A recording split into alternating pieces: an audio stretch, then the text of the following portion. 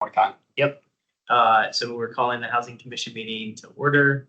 And Alex, I don't believe there's public comment on items not on the agenda. Yep, no public comment.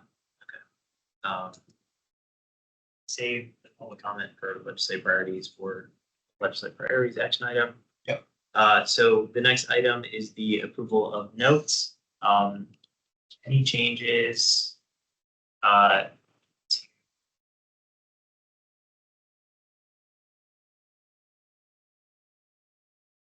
Mike said he's not seeing the virtual.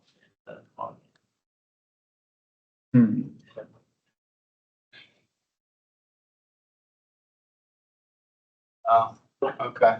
Let me send him 1 sec, but maybe it wasn't.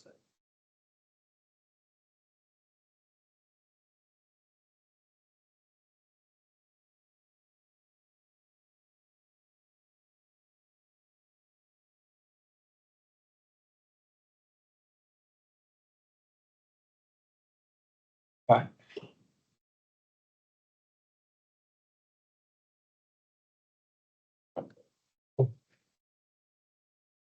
The FAQs for the electronic meeting policy, do you know is that when that's coming? I sent it the day after. I can resend it though. It was one of those right after one of the meetings. Any amendments, edits to the notes? Okay, do I have a motion to approve? I'll make a motion. Okay, do I have a second? You, any objection to approving the minutes? Great. Next item on the agenda is the NSTA site. Yes, so the NSTA site plan, and online I have the applicant team. I will turn it over to them first for a presentation. So Andrew Painter, yep, all yours. All right, thank you very much. And good evening, members of the commission. I'm going to share my screen here. Hopefully it'll pop up. Yeah, I appreciate it. Again, my name is Andrew Painter. I'm a zoning attorney at the law firm of Walsh Colucci. Joining me from our projects team tonight is Brian Eskew and Joe Magnata from the Fortis companies. Alicia Buck and Macy Ryba and Steve Smith are with Cooper Carey. They are our project architect. And so we are happy to answer any questions. But what I thought I would do is just start off with a sort of an overview of the project, and then I'm going to turn it over to Alicia Buck, the architect, to walk through some of the visuals that we have. But hopefully everyone can see my screen, and I will just sort of start rolling. For those of you who don't know where this site is, think Roadside Grill, Il Radicchio restaurant, right at the corner of Clarendon Boulevards, North Road Street, and Wilson Boulevard. Right kind of in the center meeting point between Roslyn and Clarendon, or Roslyn and Courthouse. And I like this image here because it shows the proposed building, which is shown in yellow, kind of situated, between the two. And, the county has done a really good job over the past several decades, starting in the early 1970s with the coming of Metro Rail with its bullseye concept around the metro stations, where it tapers up around the metro stations and then it tapers back down between the stations to protect the established residential communities. And over the past few years, there's been talk of more of a spinal concept about kind of what comes next, as far as finishing out development between the boulevards, between Wilson Boulevard and Clarendon Boulevard, for example. And so this sort of serves as a bookend to the courthouse neighborhood. On one side, you've got courthouse, and again, on the other side, you have the Roslyn neighborhood. This site is subject to a previous approved 4.1 site plan that was approved back in 2005 by the county board. The approval permitted a new headquarters for the National Science Teaching Association, or NSTA. And what they were going to do was retain the existing NSTA building and then create a new 5-story commercial office building with ground floor retail, where Roadside Grill and Il Radicchio are. As we all know, nationally, the need for office space has substantially decreased, and the same is true for NSTA's needs. They decided that they no longer needed the office space, and in late 2022, Fortis purchased the property from them. And when Fortis purchased the property, we started having discussions with staff and other people in the community about what this wanted to be. We looked at the needs in the area, particularly focusing on housing, and we came up with really four kind of design drivers. And I will say that these design drivers are things that we came kind of to the table with, and they're kind of the box that we put in all of the questions and comments and things like that that have come through this review process as we've gone through, and then we sort of compute out the answer. But those four design drivers really are, number one, to redress the deficiency of housing in the county and to really meet a need that we think is unmet. Two is to complete out the urban design intent of the county's various land use policies in this area of the county. And this site is subject to what's known as the Roslyn to Courthouse Urban Design Study that was adopted by the county board in 2003. And it makes various recommendations for streetscape and building massing and height and things like that. So, we want to sort of realize those goals. The third design driver was to deliver ground floor retail and restaurant opportunities that were envisioned by the original 2005 site plan approval for the original NSTA building, but have not yet been realized. And then last but not least is to create sort of a physical and social meeting place between the two neighborhoods. And that's something that the Roslyn Courthouse Urban Design Study really harps on, is that there should be, sort of a central node with retail and things like that with either office or residential above, but something to bridge the gap between the two neighborhoods. We filed our application in May of 2023. Before we filed it, though, we availed ourselves of what is known as the conceptual site plan process, which is, not every land use applicant has to go through. We decided to go through it to sort of tease out in advance of our 4.1 filing some of the zoning and land use policy issues.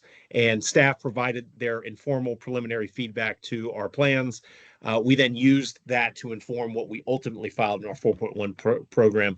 And I will say that it has been a relatively smooth process. And I do hope that other land use applicants take advantage of it, because we did a lot of front end loading when we designed the building and with what we filed. So what is proposed is a new 7-story building. It's about 180,000 square feet. It would feature 187 residential apartment units and a little bit shy of 12,000 square feet of ground floor retail. We are going under the Green Building Incentive Program that the county offers land use applicants as a way to earn some of the bonus density on the site. And we're doing that at the 0.35 FAR level. We have a variety of landscaping and architectural designs, which Alicia will walk through. But this is sort of an axonometric image of the project. What we're doing, and you can see it at the bottom, sort of building it up like a cake.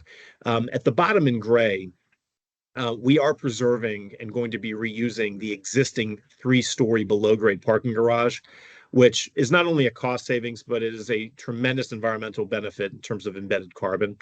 And then right above that, you can see sort of the ground plane elements, sort of the main floor in red, which fronts on North Road Street. That's where we are going to have the 12,000 square feet of retail and restaurant uses. And so that sort of wraps around on Clarendon and Wilson Boulevard. And then also along Wilson Boulevard, there's an orange. You can see the residential lobby and amenity space. And then you can see kind of a rectangle of yellow on the opposite side of the building, which actually fronts on Clarendon. And that's where we have 4 loft units or liner units that have direct access to Clarendon Boulevard. And if any of you all are familiar with the 1919 project, which is immediately to the west, you know that they have those building entrances there. And that sort of creates more of a human scale kind of breaking up of the facade, streetscape activation, and those type of elements. And then on top of that, you have 6 stories of residential uses. This is a rendered plan view of the project that shows the landscaping approach. There will be upgrades on all sides to streetscape. We exceed the tree preservation goals and the tree canopy goals. We have courtyards. And then we also have on the left-hand side of the screen, cutting through the blocks between Wilson to the north and Clarendon Boulevard to the south, an alley. And that alley provides access to our loading and the existing parking garage, as well as the parking garage for the 1919 building immediately to the west. And then there is also, and you can sort of, it's tough to see, but there is a pedestrian corridor through there as well that allows pedestrians to cut through the block. And they'll be separated from the drive aisle, the alley drive aisle, by a series of columns. In terms of the unit breakdown, it's heavily weighted towards studios and one bedrooms, 13% studios, 62% one bedrooms, 2% or 21% two bedrooms, and 4% three bedrooms. This is it's hitting a different market than we would have, say, in the other areas of Courthouse or in Roslyn as well. I know there's been a call for more larger units to house families and things like that, but we do think we're hitting a good target demographic here. In terms of affordable housing, so sort of take what I just said and sort of throw it out the window as far as the unit mix. When we are negotiating affordable housing commitments, rarely does the county, take into consideration what the overall unit mix is. And there are 3 tiers of affordable housing that are being provided with this. First is the base density contribution that comes with all 4.1 site plans as part of the standard 4.1 site plan conditions. And so that equates to, under the zoning ordinance, either a $364,000-ish contribution to AHIF, or 5 on-site units, 5 near off-site units, or 6 off-site units. So that'll be a decision that'll be made by the applicant later, once we are actually moving forward with the building. But everyone has to pay that. It's just very formulaic. Then the second tier is an up-GLUP contribution. So with the 2005 approval, the NSTA approval, they not only did a rezoning for the property and did a 4.1 application, but they also did an amendment to the general land use plan to increase the recommended density to allow the development of the office building. And typically when that is done, the county assesses some sort of contribution, cash, on-site units, or something like that, to compensate for the increase in planned density. Because NSTA is a nonprofit, they did not assess the up-GLUP contribution at that time, because the emphasis was really on keeping the nonprofit organization in the county at this location. So as an incentive, they basically said, we're not going to assess the up-GLUP contribution, but if this ever goes private or there's another redevelopment, we're going to assess it at that time. And so that happens to be us. There's a formula for producing that as well. But generally speaking, we are providing a 1-bedroom and 2 2-bedroom units for the up-GLUP contribution. And then the third tier of affordable is related to the bonus density. And for that, we have 7 on-site committed affordable units, 3 1-bedrooms, 1 2-bedroom, and 3 3-bedrooms. So at the end of the day, there are a total of 10 on-site CAF units, 4 1-bedrooms, 3 2-bedrooms, and 3 3-bedrooms. So even though the 3 bedrooms only make up 4% of our total, we are providing or more than half of our 3 bedrooms as committed affordable units on the property. I'm going to turn it over to Alicia now to talk through the architecture, but I will say this. When we approach the architecture after a lot of our discussions, I think and Alicia can highlight this, but our design philosophy really was anchored in 2 different principles. The first one was compliance with the recommendation of that urban design study that talks about, what the development should look like in respect to height and step backs and overall massing. The second relates to quality facade materials and a design that echoes elements of the Colonial Village neighborhood that's on the north side of Wilson, as well as the roadside grill, which is something that NSTA did, but we're carrying it forward and kind of building upon that. So Alicia, I'll turn it over to you, and you can take it from here, and then I'll close out. All right, great. Hi, everybody. I'm Alicia Buck. I'm an associate principal with Cooper Carey, and I'll talk through some of the series of renderings that we have on the screen here. So like Andrew mentioned, when we first start looking at any site, it's really important to us to consider the surrounding context and the existing conditions that we're sort of inserting our building into. And we always want to try and be relating to the context, both in scale, materiality, aesthetics, making sure that we're reacting appropriately and responding to what's already in place. So sort of the two primary ways that we've done that are shaping the scale of the building. That aerial view that Andrew had on screen earlier, showing the really tall buildings to either side of us in Courthouse and Roslyn, and then coming to this valley in the middle. We're really situated between some very, very tall structures, and then also have some immediate neighbors that are more intimately scaled, like the Colonial Villages building across the street and some townhomes on the other side. So looking here at the northeast corner, you'll start to see some of those moves that we made responding to the context. The first move that we've made is by minimizing the 7th floor. So you can see here we've got a continuous step back. We've made a similar move at level 2, providing a little bit of a recess and creating a strong horizontal line at the base of the building, kind of holding things down at a more pedestrian scale to be more relatable to our neighbors. And also here in this northeast corner, you'll see another major move, which is introducing a curve that you see here right above the signage that could be a potential future restaurant at the base. And that's really reacting to the existing roadside grill building. Andrew, if you want to go to the next slide.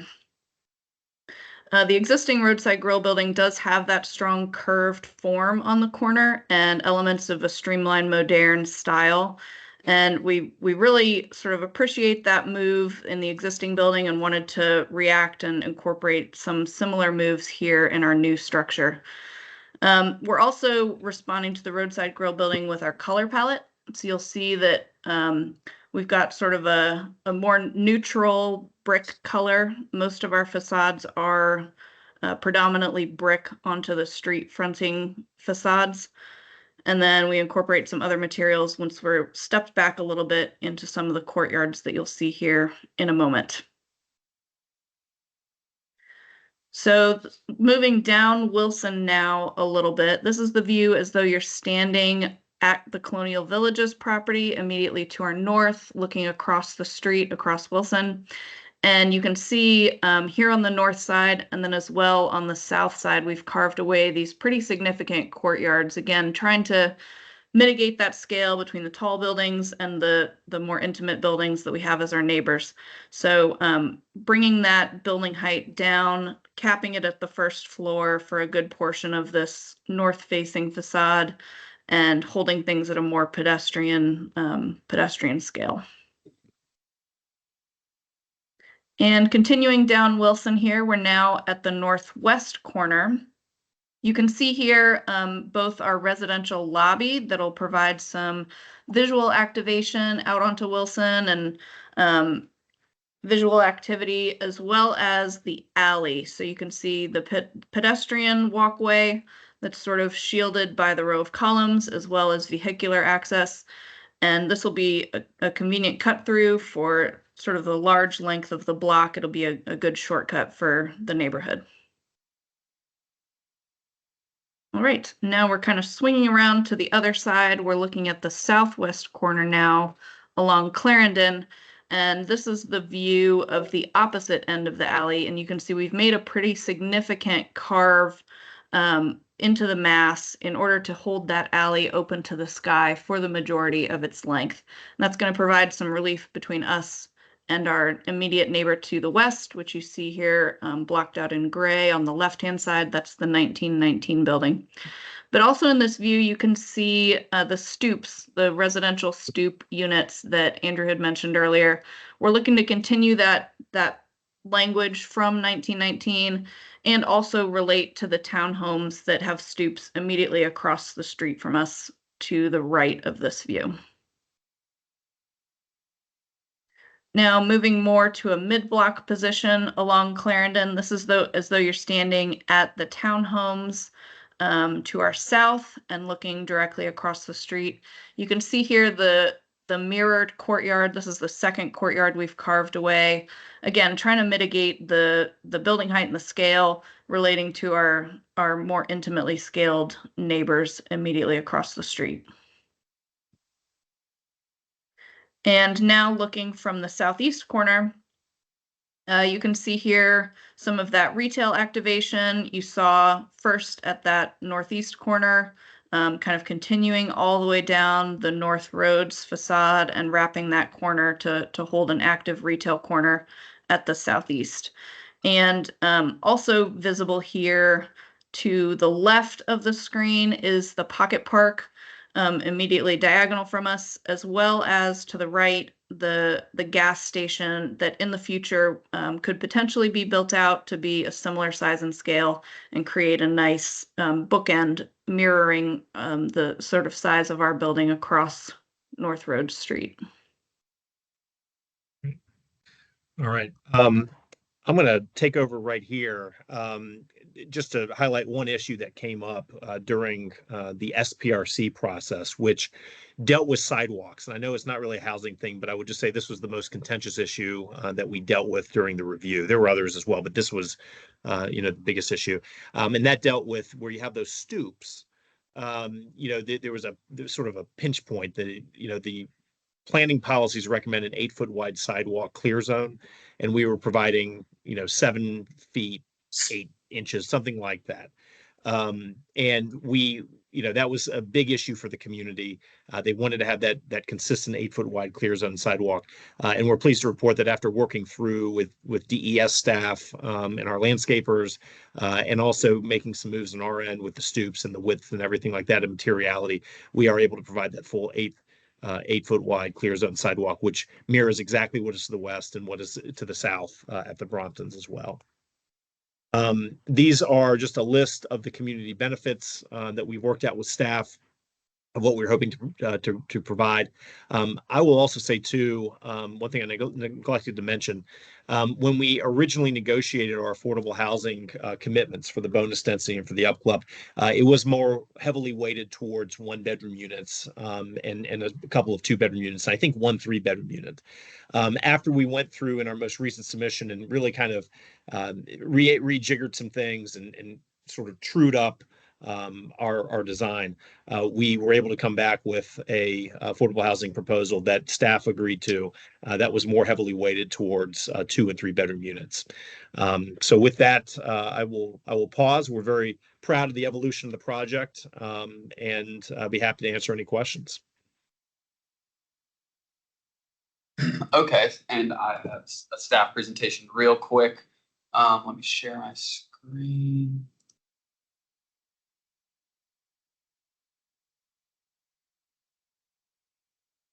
Up there behind that thing. Okay.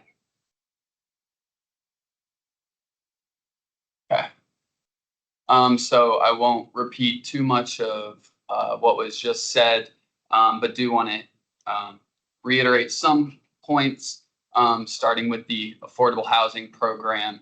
So as mentioned, there will be a base contribution of $365,000 or 3 on-site units, 5 off-site units, or 6 off-site nearby units.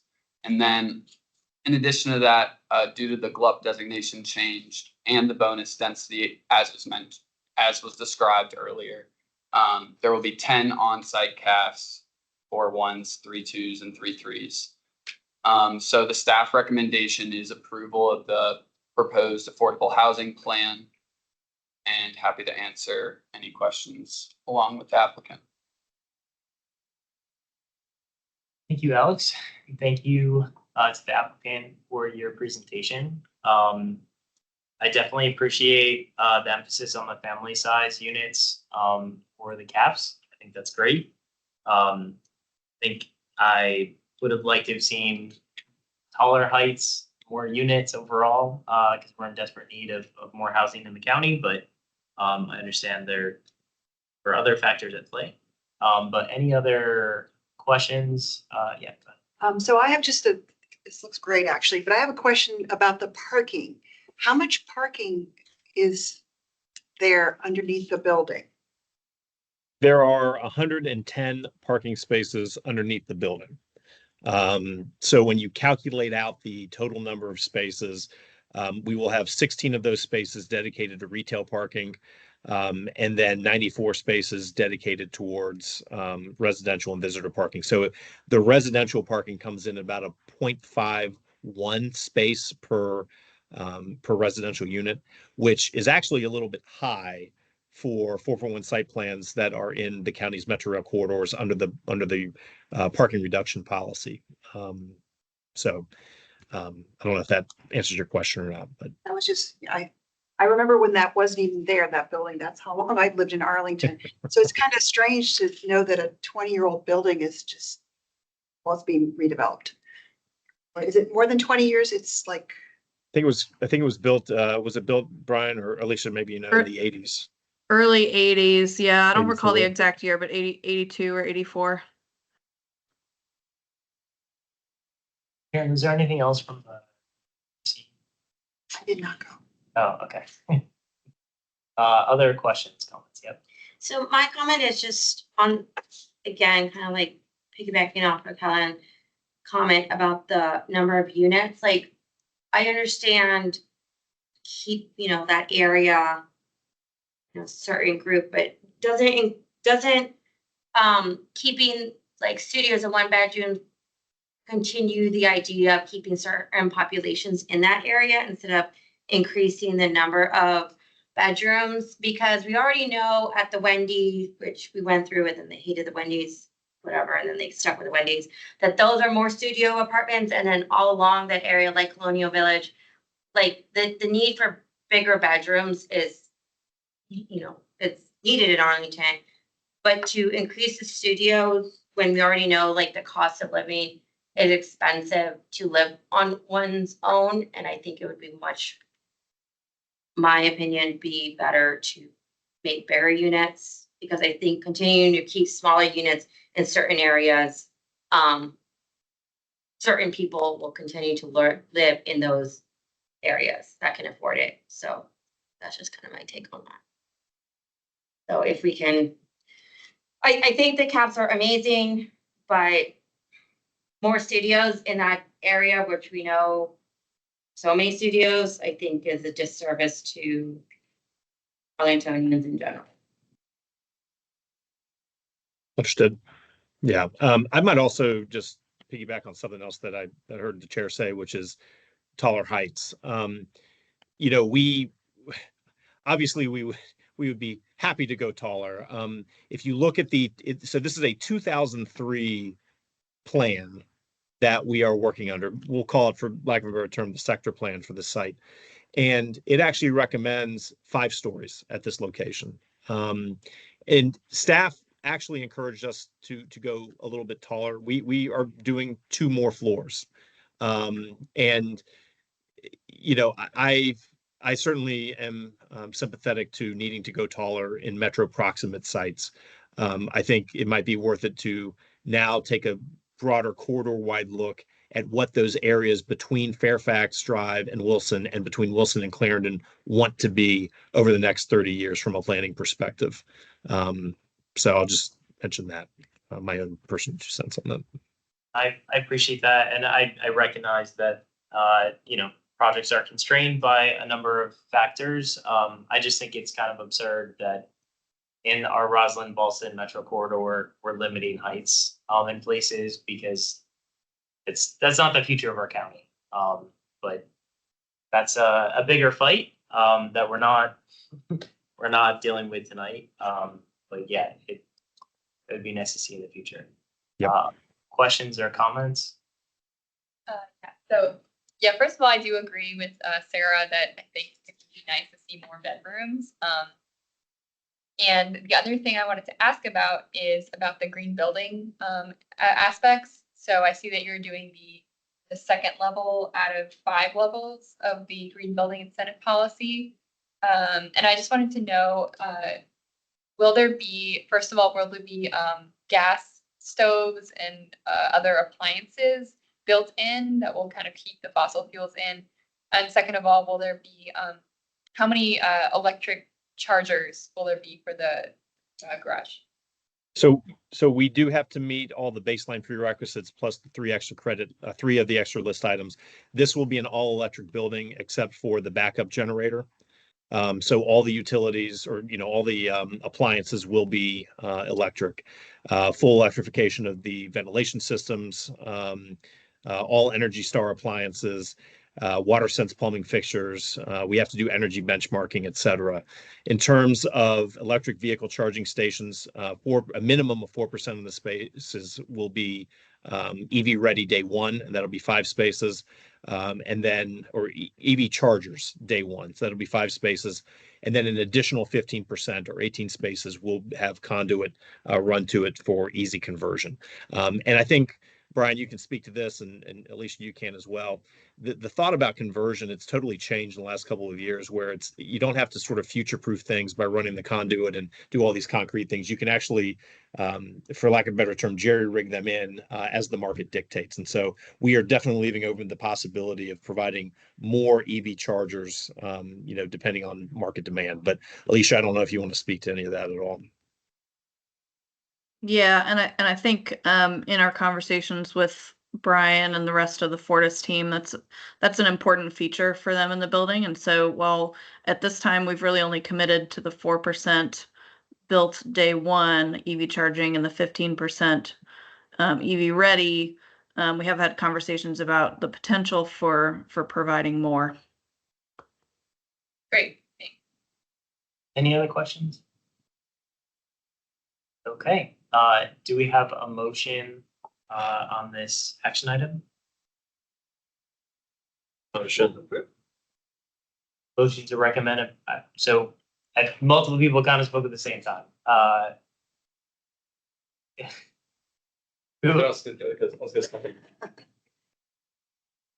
someone want to claim ownership of the motion? Go for it. Brian. Motion to approve there. Okay, I heard a motion to recommend approval of the site plan. And Jason, you seconded that. Okay, let's do a roll call vote. So I vote yes. Commissioner Rubalcava, Yes. Commissioner Surface, Yes. Commissioner Wanger, Yes. Commissioner Linick, Yes. Commissioner Schwartz, Yes. Commissioner McGilvray, Yes. Commissioner Blake, Commissioner Heminger, Yes. Commissioner Escobar. Yes. Commissioner Ross, Yes. Commissioner Montgomery. Yes. Okay, passes unanimously. Thank you very much, and thank you Thank very you much. all. Thank you very much. For the presentation. Thank you. Bye-bye. Okay, next item on the agenda, non-conforming multifamily and townhouse zoning ordinance amendment. This is just an information item. Yes, so I will introduce staff Emily Garrett from the Planning Division, who will be presenting this item.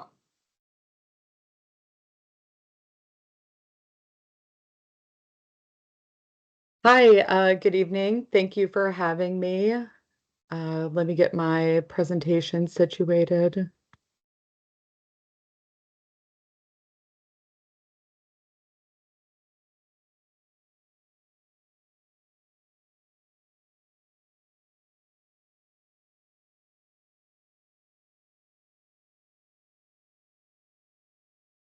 Great. Are you all seeing the presentation?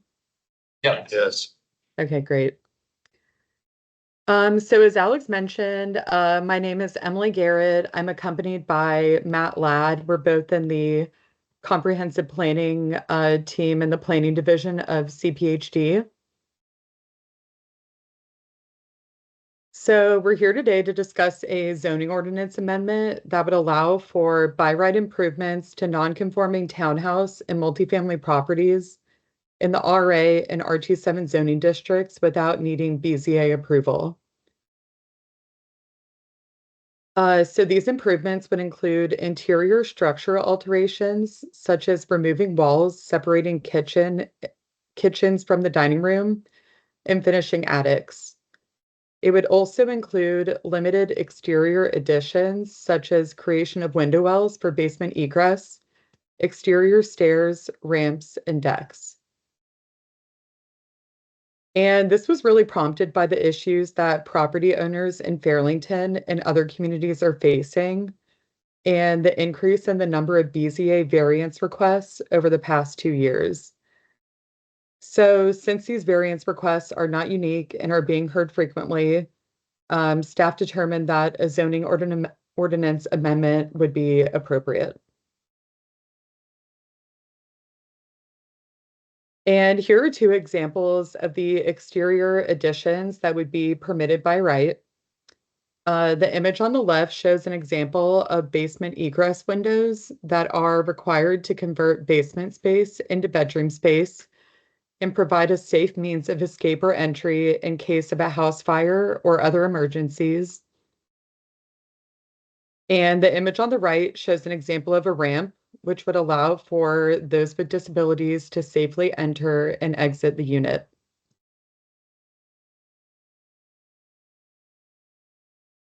So for some background, the zoning ordinance requires that non-conforming buildings and structures be brought into conformance before structural, interior alterations, building additions, and expansion may be permitted.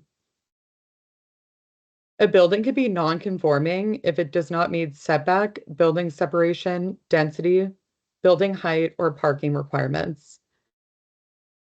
Non-conforming buildings are also typically older and built prior to the adoption of stricter zoning standards.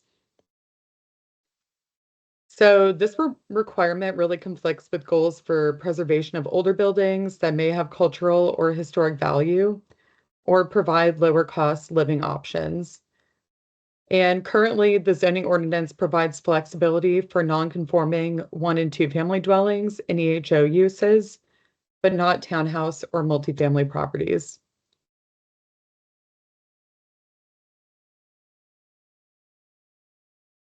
So we don't have data on non-conforming buildings, but our analysis focused on location of townhouse and multifamily properties developed by right in the RA and R27 districts.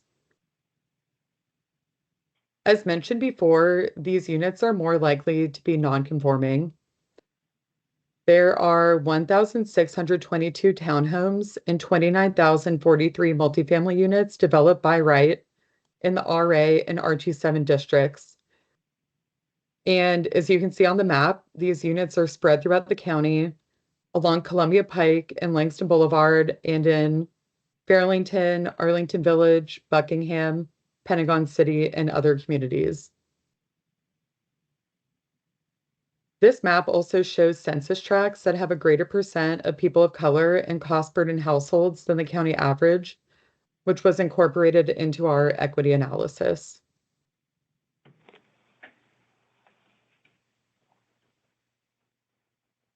So this brings us to who could benefit and be burdened by this zoning ordinance amendment. Countywide, these units make up 26% of CAFs and 55% of marks. They are also located in census tracts with more people of color and cost burden households than the county average. Homeowners could benefit from the increased flexibility this zoning ordinance amendment would provide to invest in their properties, build wealth, and better accommodate household needs, while also saving time and money by not having to pursue a BZA variance. Renters could be burdened by increased rents and risk of displacement, but could also benefit from improved living situations. Ultimately, these risks already exist under the status quo, with homeowners' ability to make non-structural interior improvements. And these rent increases are also likely to be more modest compared to rent in a newly constructed building.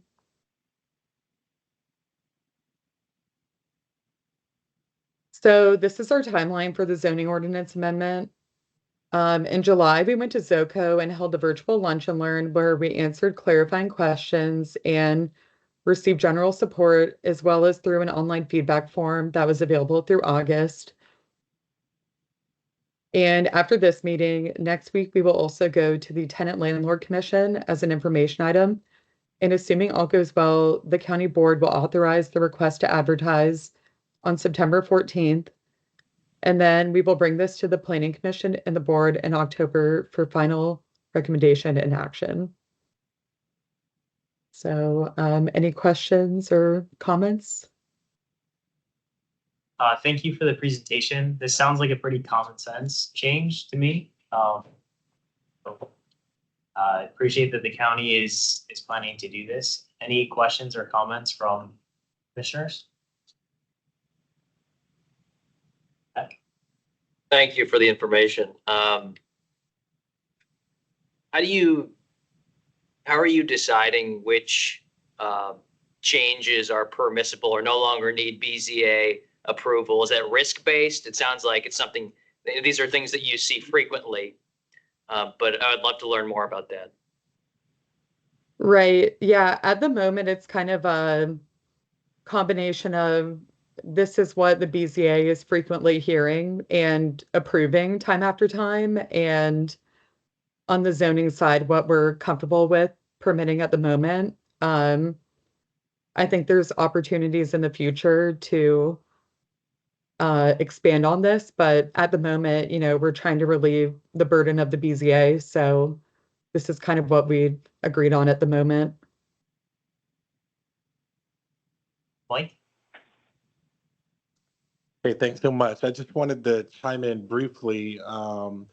I live in Arlington. I have one of the 3-level townhouses, and a couple of my neighbors have been on this process. And actually, one that is my direct neighbor just finished up, and it was extremely long process for her. She kind of brought me along in the journey. She also let me know that it increases the value of the home for about $100,000, and then I know for who is burdened, it said, renters may be potentially adversely impacted, but because of a zoning change that I think was made last year, a lower level could actually become an official legal room, and so you could actually have tenants that could lower the rent. So for me, I celebrate this change. I'm happy to kind of remove some of the red tape.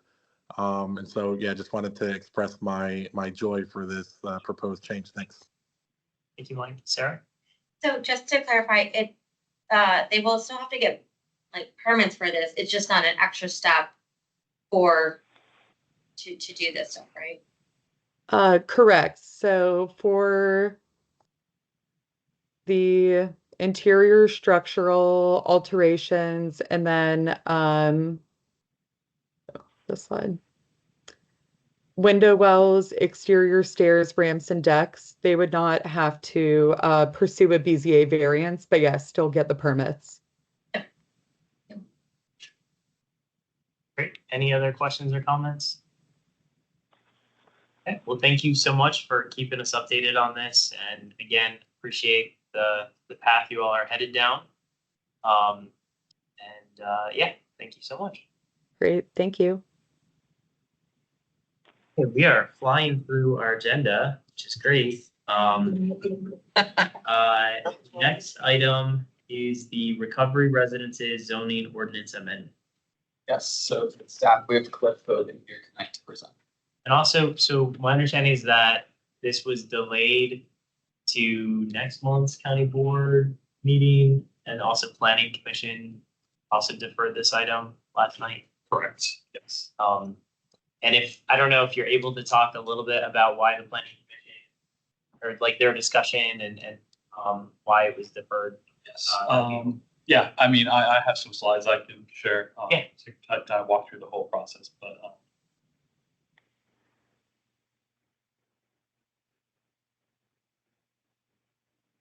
Yeah, I didn't mean to say in place of your presentation. No, like, no, but like these changes have all been very recent in the process. So, anyway, so again, good evening. My name is Cliff Hogan. I'm a planner with the zoning division. And I just wanted to share with you a text amendment we're doing to the zoning code to allow for what are known as. So just to an overview of what we're proposing to do in the zoning ordinance. We're making many changes throughout the entire zoning ordinance, but there are really four main changes that are going through. The first is we are going to be creating a definition for recovery residence in the zoning ordinance so that we can identify the use in the ordinance. And we're also making some changes to the household living and group living residential use categories to make it very clear that recovery residents are a type of household living comparable to one family dwellings. That we're also making changes to the principal use tables, which will basically, this use will be allowed in any zoning district where we allow one family detached dwellings. And then we're also creating a use standard for these recovery residences where recovery residences with 8 or fewer residents that are in a one family detached dwelling permitted by right. And then if a recovery residence either has more than 8 residents or is located in a dwelling type other than a one family detached, they would have to get approval of a use permit by the county. So just a little background on the impetus for this text amendment.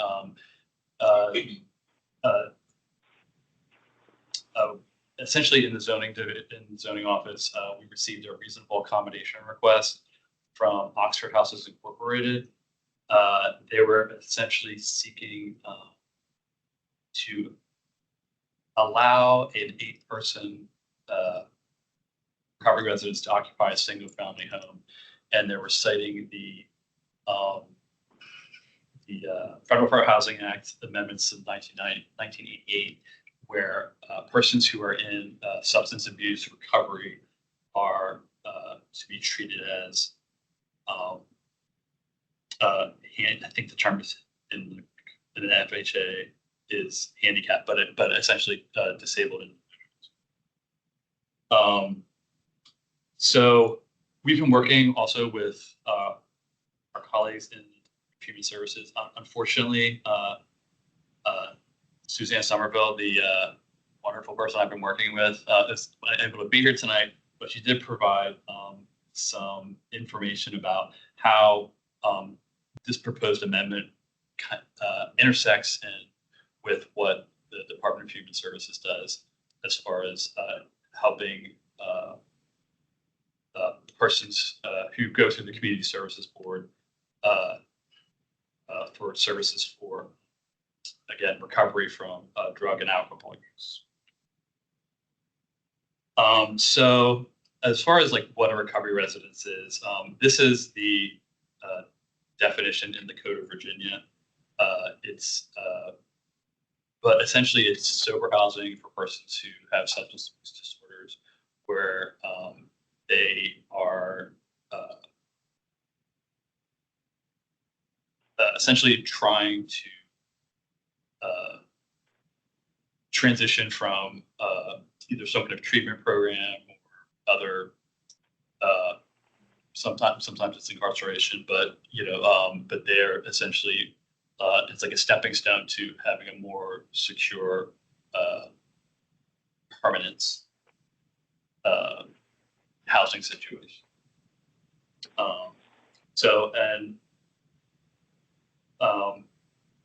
These recovery residences, as they're defined in the code currently, they're certified by the Virginia Department of Behavioral Health and Development Services. But other than that, that's like the main, I guess, distinction from a regular dwelling unit. So as far as how the certification process works, essentially the Virginia Department of Behavioral Health and Developmental Services has an office. It's called the Office of Recovery Services, and they do this. They maintain what it's called a list of certified recovery residences. So these are all the recovery residences in the Commonwealth that are recognized under the Code of Virginia as being recovery residences. So to be added onto this list, you have to do an annual certification through the Office of Recovery Services with DBHTS. Part of that certification is you need to identify the model or program of recovery that the recovery residents will be operating under. And in Virginia, there are only 2 recognized credentialing agencies. One being the Virginia Association of Recovery Residences, the other being Oxford House. And yes, so, and just to be clear, like the certification is done by the state of Virginia, DBHTS, but you have to be operating your recovery residence under one of these 2 types of programs. And so just to kind of, give you an understanding of the 2 different types of options, I guess, that are available in Virginia for recovery residences. These are how Oxford House charters work. An Oxford House is the model that they pursue is self-regulating, self-governing.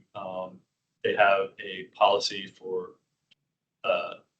like the 0 tolerance policy when it comes to drug and alcohol use by residents, whether it's on the premises or elsewhere. And if like residents caught violating that are expelled from the Oxford House. There's also the BARR certification. This is a more varied. The BARR is the Virginia affiliate of the National Association of Recovery Residences, and so like they develop plans. They may have. They do offer homes like. They offer like potentially there could be 4 levels of service. With the first level being the same model that Oxford House uses, and then like higher levels they may potentially have staff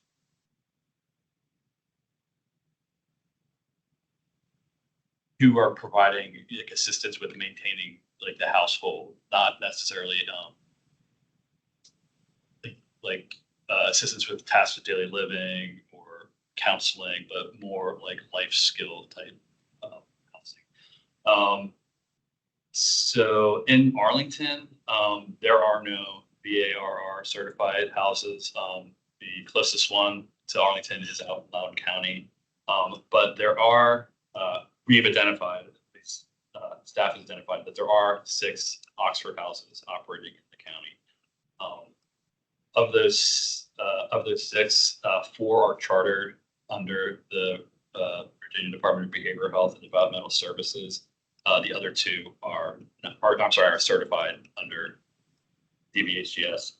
The other 2 are not. So as far as the zoning ordinance, obviously it's silent on recovery residences at this point. So when we were first approached to kind of fit the use into the current provisions of the zoning ordinance, we had to go with how 1-family detached dwellings operate. So the way zoning ordinance defines a 1-family detached dwelling is it is a dwelling that can accommodate 1 family. And we have 4 definitions of family in the zoning ordinance, which are up there right now. So the closest cognate to these 4 definitions, the 4 choices we currently have in zoning ordinance, it would be that third one, 8 or less unrelated persons with mental illness, intellectual disabilities, or developmental disabilities licensed by the Virginia Department of Behavioral Health and Developmental Services. So the problem is that these residences are not licensed and they're not staffed, and so they can't really fall under like a plain reading of the definition. Like they can't be treated as these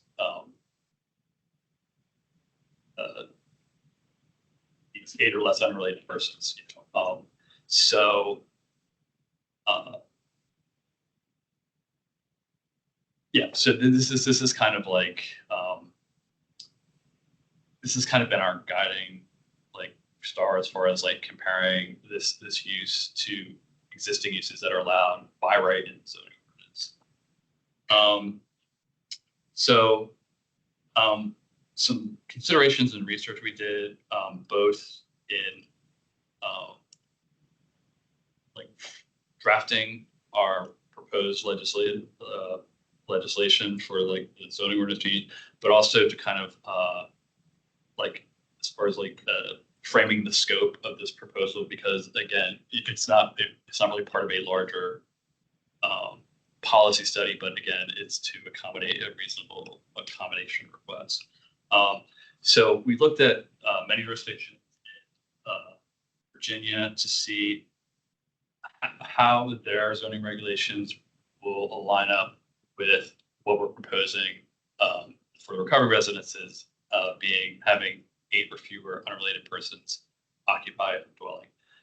So we found several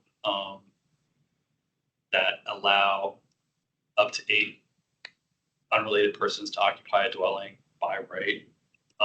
And these are just some of the jurisdictions. I guess I would mention the 2 that are in italics up there, the city of Alexandria and the city of Harrisonburg. I guess they bear some additional notes. The city of Alexandria has recently amended their zoning ordinance. I believe it was in July. And so they place no restriction at all. They don't have definitions of family like we do. And so they have kind of a dwelling. They don't have any restrictions on the number of related, unrelated persons that can occupy a dwelling. And then as far as the city of Harrisonburg, they have zoning provisions that explicitly identify a recovery residence, and their regulations are very similar to like what we're proposing, allowing up to 8 by right and more than 8 requiring a use restriction. And then there are some other jurisdictions that we found that, as with our current zoning ordinance, they only allow up to 4 unrelated persons to occupy a dwelling by right.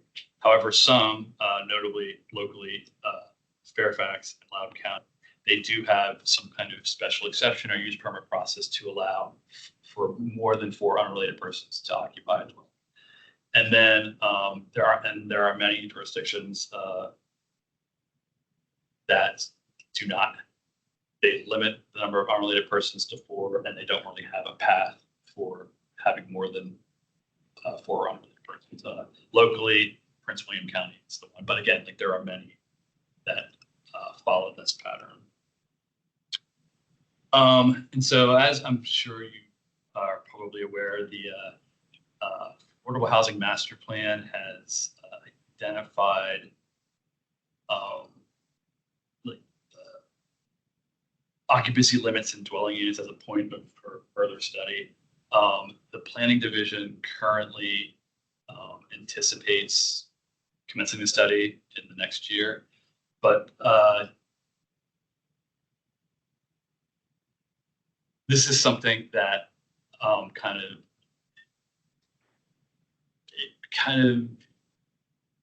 framed the policy scope of what we're proposing. So, we didn't want to presuppose the outcomes of that study, but we do need to, address this, reasonable accommodation request that's before us.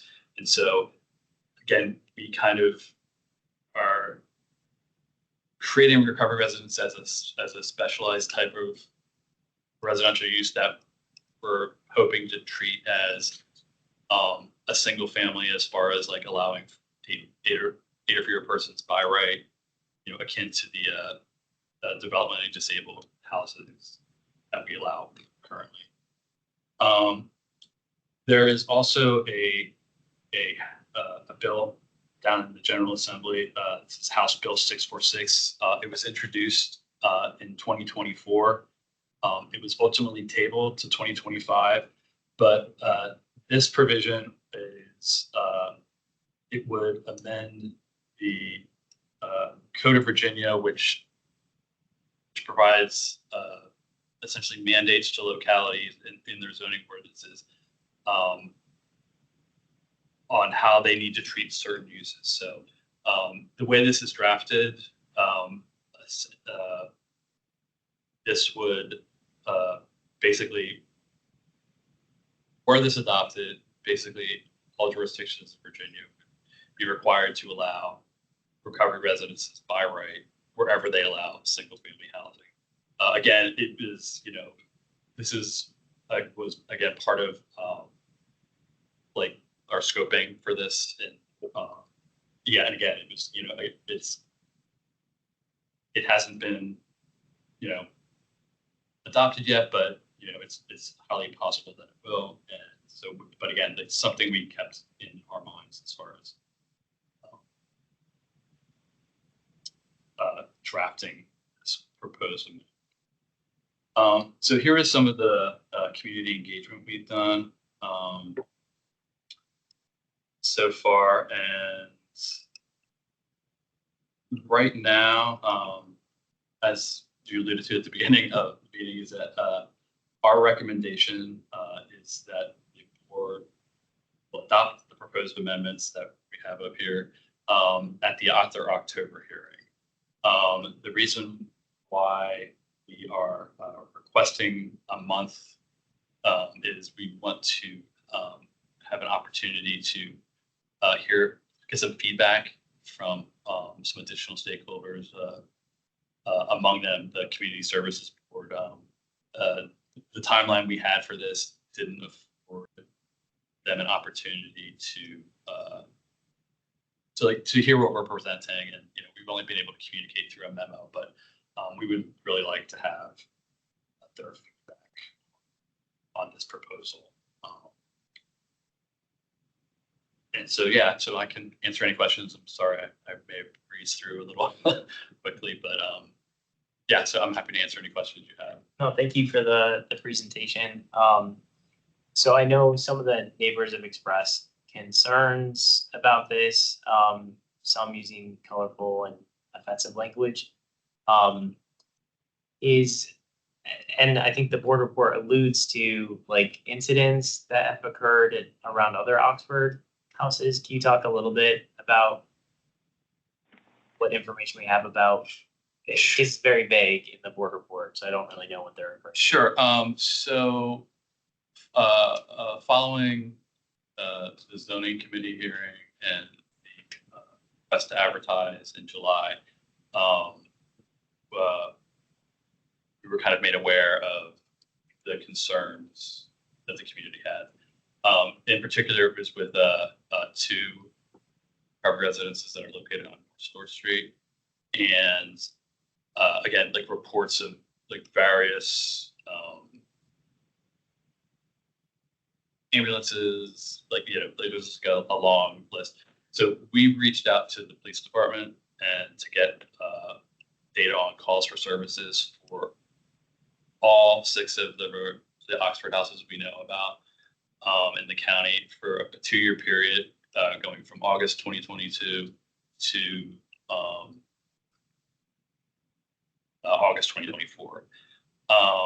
And then we also, just to give, actually I have a slide that I can show. The other part that we did, we also took, we requested data for, there are 6 what are called DDI homes, like developmentally disabled homes that again are allowed by right in one-family dwellings, and we requested calls for service for the same thing. And so okay, there you go. So this is kind of the results of the calls for service. So again, over a 2-year period, there were 56 police calls for service for the Oxford houses. There were 45 for the DDI homes. If you average it out, it's about for the Oxford houses, it is about 9.1 calls per address over a 2-year period. And do you know for the calls for service, were these because the residents were doing something to hurt their neighbors, or it was just annoying that So, showed up? yeah, so, couple things about that. Yeah, I mean, the most, the Oxford House calls were mostly nuisance call, like there was, a preponderance of what were known as administrative, which are basically, if somebody is under, like parole or drug court, like this is like in order to, that, it comes from the sheriff's office or the courts or whatever to kind of check up on that. There were trespassing, attempts to locate, again, like these are all, like those are the most common types of calls. Something we did learn when we had, we facilitated a meeting between some of the neighbors on North Store Street and Oxford House staff. And one of the things we learned is that it's not uncommon when somebody is evicted from the house, they will call the police on the house to forestall their eviction. So, I mean, I guess just to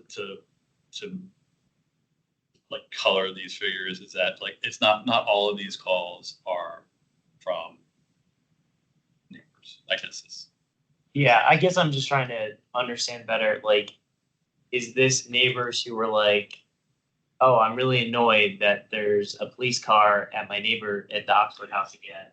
yeah, And- yeah. Or is it like someone from the Oxford House is trying to break into my home? Police. I'm more sympathetic to one versus another. Gotcha.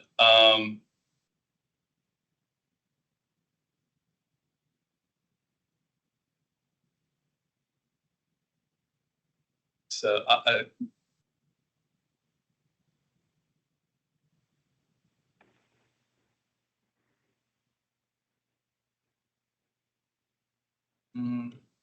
just trying to think how to.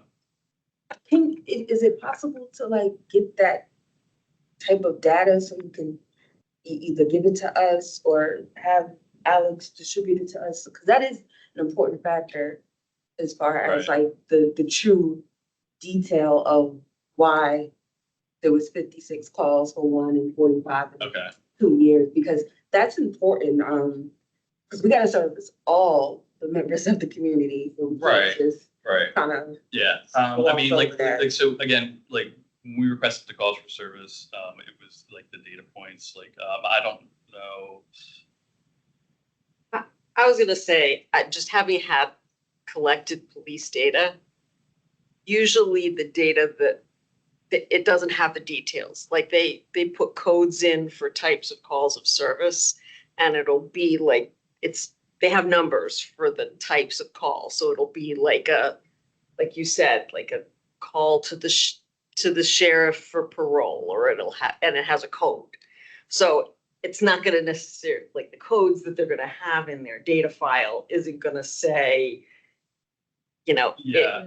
the specifics of, it will say if it was burglary or that sort of thing. Right. And it may say where the call was generated from the house itself or from another house, Right. And but it's not going to get Yeah. into and the like, yeah, nitty gritty. I'm not trying to be Yeah. evasive, but again, I don't really have a background in law enforcement. Yeah. So like, the information would be kind of looked at. And with- some of that is proprietary. And for context, my question does not change. Like, I support this happening, and I think the fair housing claim is a strong one, that it's discriminatory to say if you're married or blood related, you can have as many people as you want basically living in this home. But if you're unrelated, the government is going to tell you whether or not you can live there.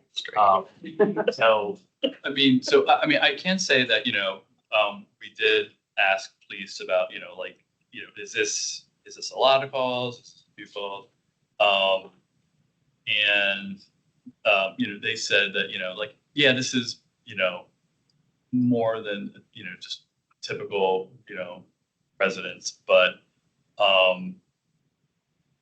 like not alarmingly so. Yeah. I mean, at least this is the police's, like assessment. Yeah, I mean, I think he actually, the kind of said that, like this is, compared to like you might have, like 5 times as in Clarendon on a Saturday, so Yeah. again, it was, Well, I feel like this is a separate issue from should the zoning be changed? Like Right. this is, does the county need to have a conversation with Oxford House about safety at their homes and the policies and programs that they have in place, which is different than like, should you have 8 unrelated people in recovery homes able to live wherever in the county, which I think it shouldn't just be limited to recovery homes. That should be true Right. across the board because I think it's discriminatory to limit that. But as the Fair Housing Plan alluded to, when it said Arlington County should change that. But sorry, go ahead. So just a couple of questions. So let me just get it straight. So is the current zoning requirement, am I correct that the current zoning requirement, that 8 unrelated can live together if they are disabled mentally in and a licensed and licensed? Okay. And if there were 6 unrelated, regardless, they could live together.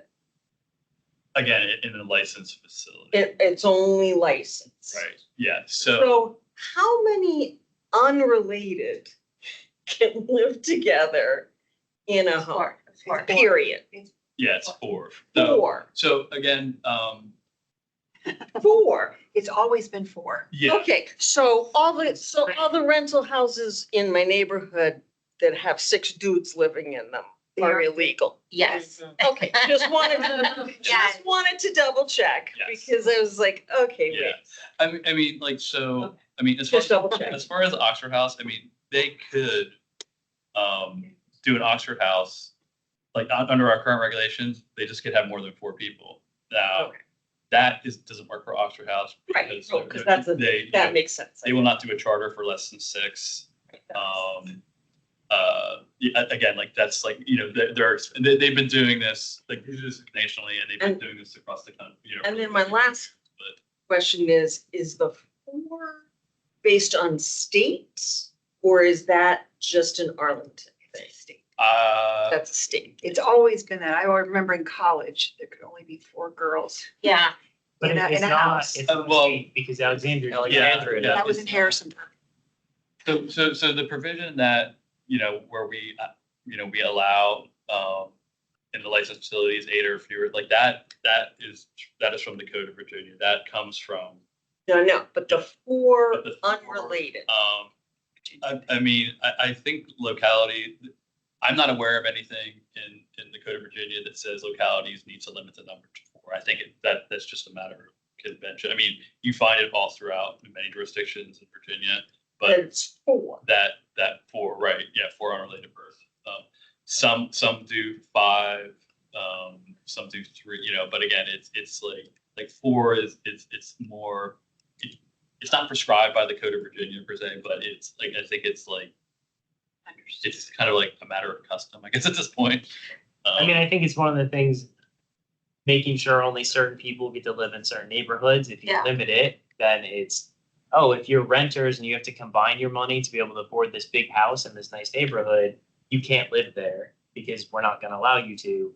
But if you're a rich family of 2 or 3 or however many you can, I mean, I think that's historically where that comes from. And I'm glad that the county is going to be looking at changing that. And I believe even in the 2020 draft fair housing plan, county staff had said we should look at increasing this because this is probably bad from a fair housing perspective. But that's my understanding of like, generally the 4 is never what we should have done. And we did it for bad reasons. And then convention has kept it. But it sounds like Alexandria has gotten rid of it, which is great.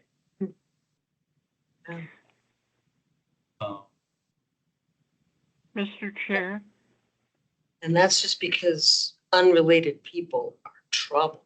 They can be trouble. Okay. Just wanted to make sure. I think Some related people are. That's what I was gonna say. I mean, I'd imagine like. So. Mr. Chair, Doris, go ahead. yeah. I wanted to speak to this item. because there is a need, and has been for a very long time, for young people, particularly young people who aren't married, and or for seniors,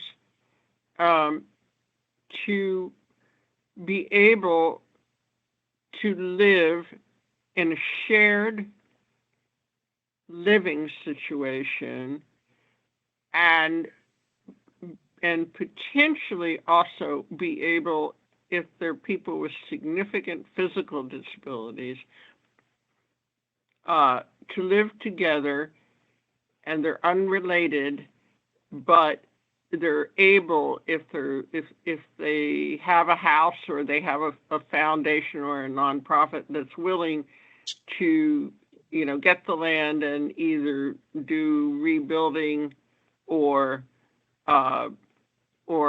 renovations to make it fully accessible. But the people in these situations, particularly young people, maybe people going to school here because there's so many good colleges and universities, who need to live together to share the expenses, but also they may need to share personal assistance services. And they could receive those personal assistance services from any combination. Some could use the CCC plus waiver, Medicaid waiver program, which is for people with physical disabilities and seniors, who don't necessarily want or need to be licensed by the CSB, not necessarily for, they may not have mental health disabilities or substance use disabilities, and or certainly they may not be people who are only people with ID and DD and need a group home, but they do need a shared living situation, because the most expensive part for people with spinal cord injuries, Friedreich's ataxia, Lou Gehrig's, any number of physical conditions that require significant hours of personal assistance, they, whether they're on Medicaid waivers or whether they're the CCC plus waiver, or whether they're getting a third-party support from something like DARS for vocational rehabilitation clients, or even paying out of pocket. So there are two existing houses that were created in the early 1980s when ECNV was first starting, that were such arrangements. They were shared living arrangements, and they had a foundation that was backing them. So they're called Cheshire houses, for the Cheshire Foundation, and it was a model started in England, so that's where it came from. So one of the houses is on Walter Reed Drive in South Arlington, and the other is on South Columbia Street near Route 50, just in the neighborhood down there on Route 50 going east. So one of them, well, what happened is the foundation decided to release the Cheshire houses, or, however, and arrangements needed to be made because both of those houses had between 6 and 8 fully accessible bedrooms, and then shared fully accessible bathrooms, as well as kitchen. and beautiful houses. So when Cheshire Foundation gave up on it, those houses made some deal, I guess, with the CSB, but at any rate, they went under an entity called Community Residences, CRI, and but not everyone in those houses are on the waiver. Some of them are, some of them aren't, and they each have their own attendants coming in.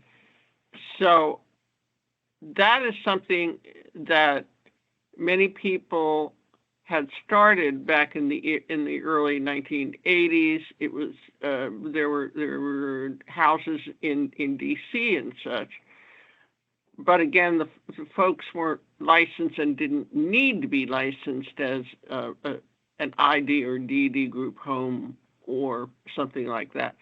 So we've talked about a disability commission and would support this if it could be a zoning amendment that would not only authorize, Oxford homes or houses, but also authorize other shared living houses that could, provide full accessibility for both persons with disabilities, physical disabilities, or however you want to define it, but that are not licensed group home entities and shouldn't have to be. And so I'd like to suggest that, in fact, what was in the Affordable Housing Master Plan in 2015 was this idea of changing the zoning so that it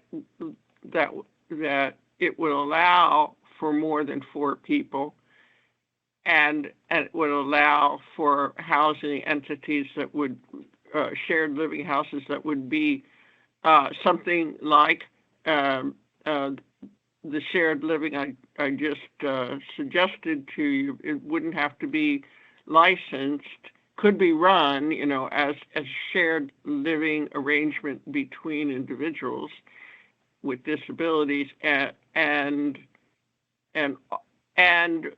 the equivalent for seniors would be like the Golden Girls, so shared living for seniors. And it would lessen the expenses on those people and increase their possibility of having a permanent place that they can live, not just in multi-family apartment situations, but with a single-family dwelling. And so I think that we would like to propose that this would be, if you add the words, shared independent living arrangements, then it would be consistent with the Affordable Housing Master Plan recommendation, and it would also be consistent with allowing people with disabilities, no matter who they are, to make an arrangement so they can live independently and don't have to stay, in a nursing home or stay with their parents or whatever, like somebody who has a spinal cord injury when they're 25, because if you have your disability after age 25, Hey, Doris. you don't qualify for the CSB. Thank you, Doris, for your suggestions. I know we're straying a little bit from. No, I'm finished. I'm sorry. I was trying to figure out. No worries. Get my mind with my mouth. I know this is not an action item for us. It seems like there's a strong sentiment among many housing commission members that this doesn't go far enough, that we should, as you talked about the study next year, looking at more broadly unrelated people living together, that we would likely be very supportive of removing that discriminatory provision of our current zoning code. I know several state courts have struck down these provisions in other states like New York and California and New Jersey and elsewhere. So it probably is quite discriminatory. Sucks that we have it. Good that we're looking at getting rid of it. This house is not, it's going to be a shared living. I read it actually, and as I understood what it's Oxford House, right, wants to do is have a shared living arrangement based on, of individuals, and therefore they need the increase up to, the 6 or 8 people from the 4 people already. So why not? And it's under the Fair Housing Act amendments, a modification of policy and procedure, and that's what's driving this. So it seems to me that, adding those few words, that shared living situations by and for people with disabilities and seniors should, if Oxford House was amenable and the county board was amenable, it would be very consistent. And there's been, we've been waiting since 2015 for this kind of issue to come up. So. Thank you, Doris. If there's no other comments or questions, I'd like to wrap up discussion on this item. And just reiterate too that I do think the police calls is a separate issue from the zoning change. I don't think the two should be conflated, because that very well be an actual issue, but I think that's something for the county to work with Oxford Houses to resolve separately. I think the zoning. Yeah, I'm just to add to the the police calls again. Like looking at just like the number of calls, or the like our opinion that this is comparable to police calls at these Oxford Houses is comparable to a use that is already allowed by right in the zoning ordinance. So again, that's kind of again it's not specific to these Oxford Houses. It's it's kind of there's like some parity between these two types of uses. And again, we've been trying to liken this to this existing use that actually has been it's been in the zoning ordinance since 1990. So yeah, so I'm sorry, I just wanted to. And I'll bet assisted living facilities have a much higher rate of 911 calls for obvious reasons, but we still, But I bet there's a lot of Arlington residents who don't want assisted living facilities anywhere near them either. So people have strong opinions on who should get to live near them. So thank you so much for the presentation. Thank you. We hope you will take our sentiments back to staff. Yeah. And and as far as yes, this is probably overall for the housing of the county, this is kind of a paltry small step. And this is the scope is very narrow because of the specific physical accommodation request was for residents, but also again we don't want to step on the toes of these upcoming studies that'll have a much more robust policy study. So that's good. Well, thank you very much. Thank you. Thank you very much. Yes, we can take a 5-minute break, and then we'll come back to legislative priorities, and we have public comment on that as well. You all at E7.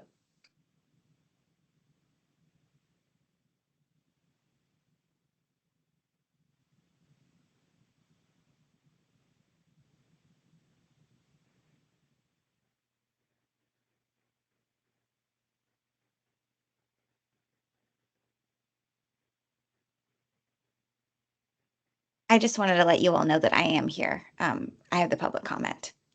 So I did not go away.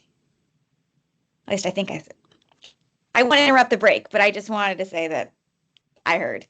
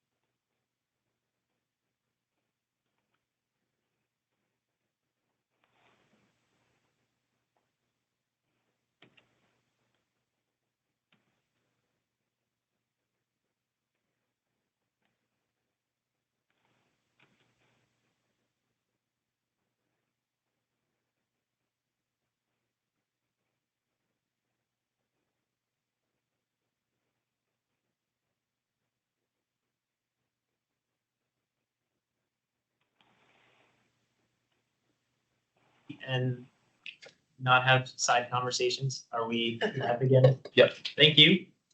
Okay, so we are going to resume with our legislative priorities agenda item. This is for action. So we have a deadline to get back to the county board on our priorities by the end of this month. Nikki, do you want to give an update on the subcommittee's activities and report out? Sure. So we had 2 legislative priorities in the meeting in summer, where we kind of narrowed down the list that you see now. And yeah. Is there only 2? Was it 3? Yeah. Okay, well, we had 3 meetings, so thank you guys for keeping me honest. So really appreciate everyone's hard work during those conversations. But yeah, I mean, this is the list that we narrowed it down to. I think we tried to have a blend of things that would directly kind of immediately impact Arlington residents and more like, I don't want to say pie in the sky, but like higher level policy goals that I think many of us on the commission want to see accomplished. And then also we kept some things on here that we've had on our legislative priorities list for quite a few years. Yeah, I think Helen is going to go over the list so we can narrow it down as a larger commission. Sure. And just some context too, I think we considered about 23 or 24 legislative priorities. Yeah. It was a lot. At the end, It was a good brainstorming exercise. And I think a lot of the ones that we didn't end up moving forward with, it's not necessarily we don't think they should happen, but we didn't think it was feasible, or we didn't think it was the right time, or also we just didn't want to come back to the full commission with like 23 items. And I will mention one of the ones that we did talk about was rent stabilization. And we had sort of decided that instead of it's probably premature to recommend that as a legislative priority, and there wasn't consensus within the subcommittee that was the right thing to do anyways. But we did talk about recommending to the county board that the county do a study on sort of the impact of rent stabilization. And that's something that in our October agenda, I bring forward a resolution for us to consider making that request to the county that they do a study. So I just want to give that heads up. So these 10 items, I'll provide a little bit of explanation. So, oh, yes. Yep. Thank you. We do have one public speaker tonight. Is Alice gone? No, she's here. No, different Alice. I'm here. Still here. Is she your public commenter? Yes. Okay, great. Yeah. Okay. Am I going first? Or yes, the only? Yep. And I can start the clock when you're ready. Okay, so can you hear me? Yep. Okay, there's a little bit of a lag. So good evening. I'm Reverend Alice Toole from Clarendon Presbyterian Church, a leader with voice and a fellow Arlington resident. I'm here to urge you to select the Faith in Housing Act as one of the legislative priorities that you recommend to the county board. Faith in housing would be transformative for the ability to meet affordable housing goals across Arlington and the Commonwealth. I'll start with my context.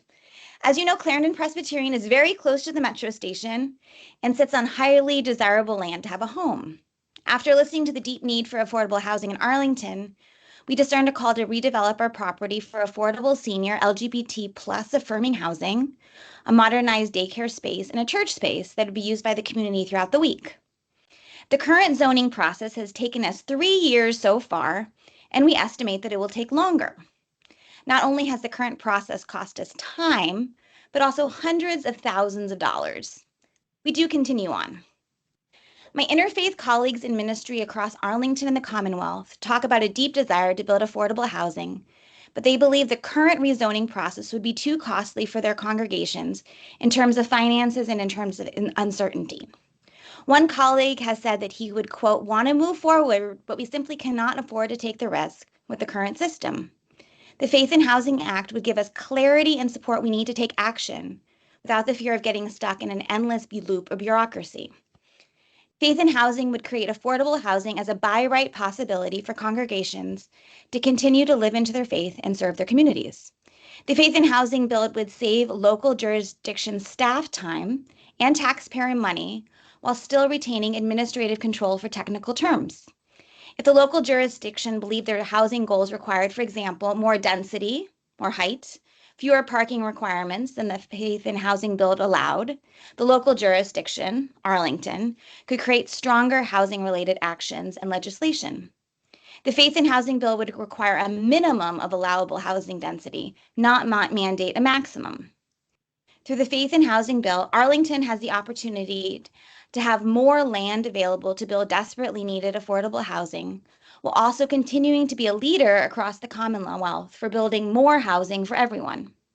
I strongly urge the Commission to recommend this bill and to build a better future for all Arlingtonians and Virginians. Thank you so much for all your work tonight. Thank you, Alice. No other public comment? So I do want to just provide some other context. So the descriptions and some of the language was changed or added like today before this meeting, because I had volunteered to draft a like somewhat more formal version of these on behalf of the subcommittee.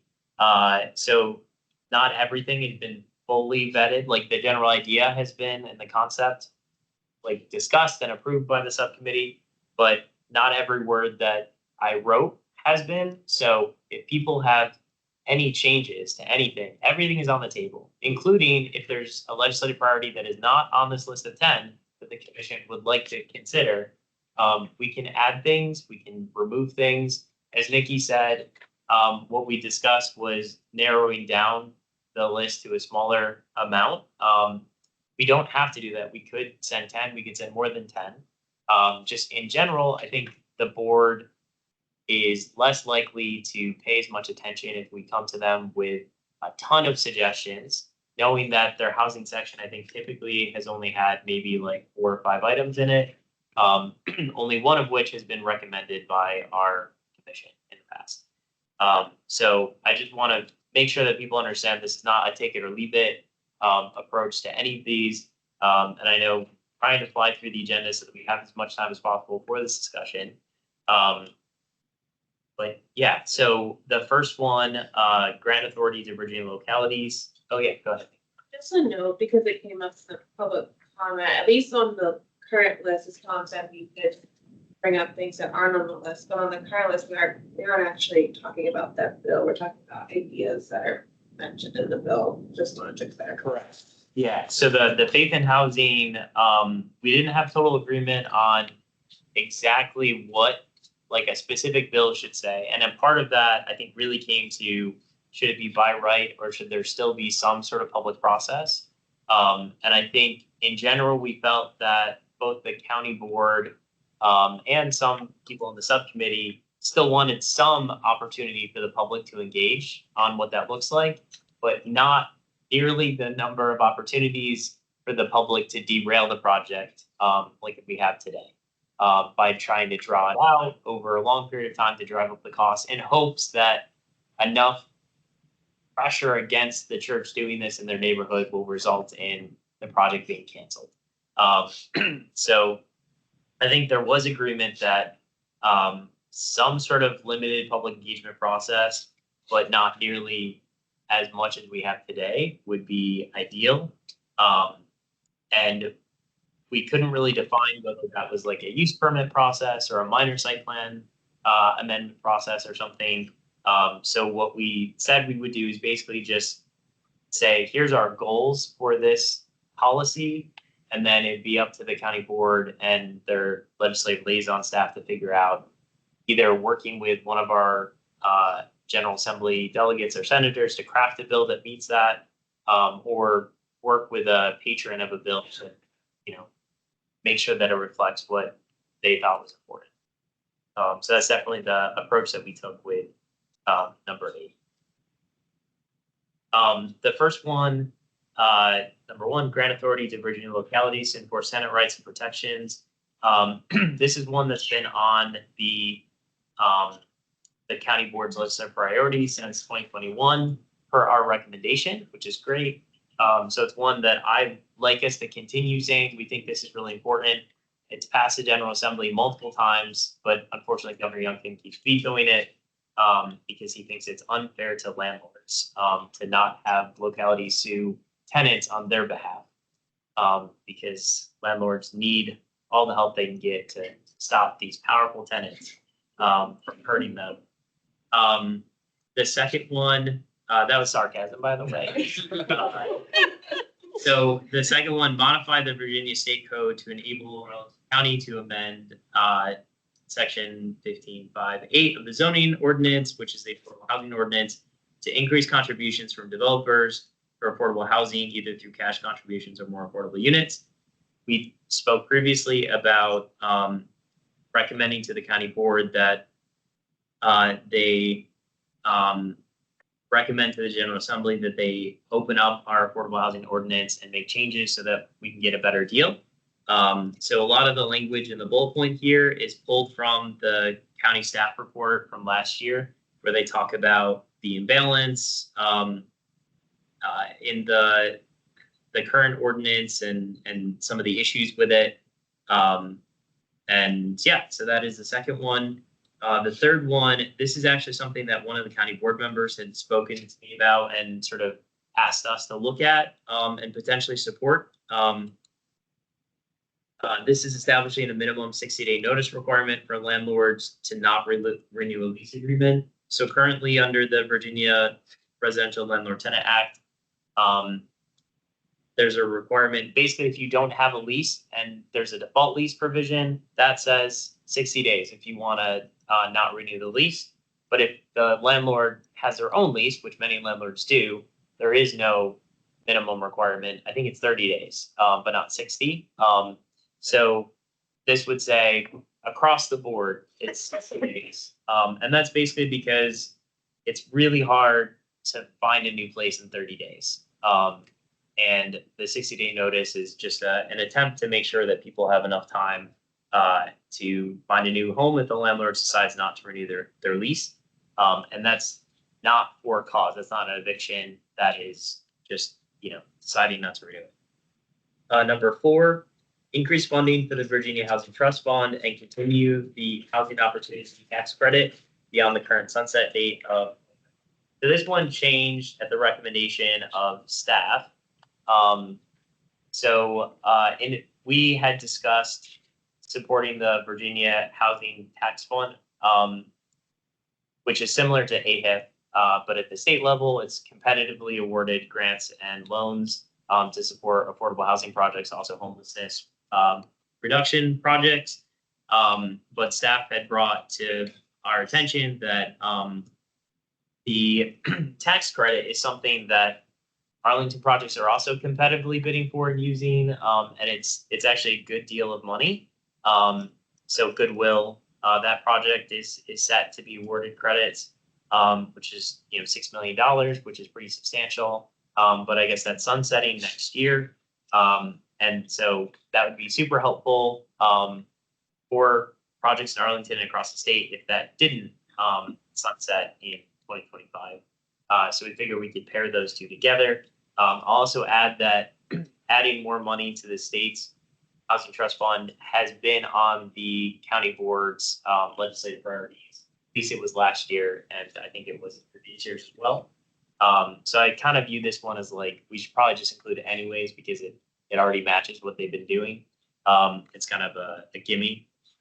The fifth one, enhance anti-retaliation protections for tenants for like protected activities.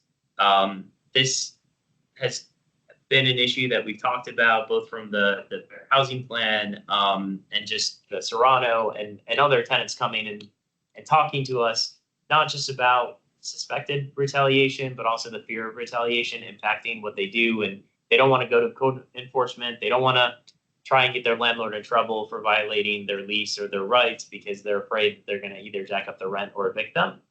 That's a real fear. And this says that we should take action to make it easier for tenants to exercise their rights against retaliatory behavior.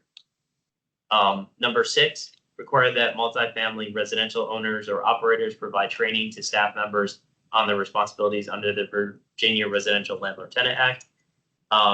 So I encounter this pretty often, but property management staff who don't know what the heck they're talking about. They just make up stuff, or their leadership tells them things that are untrue and says, this is what you must tell tenants.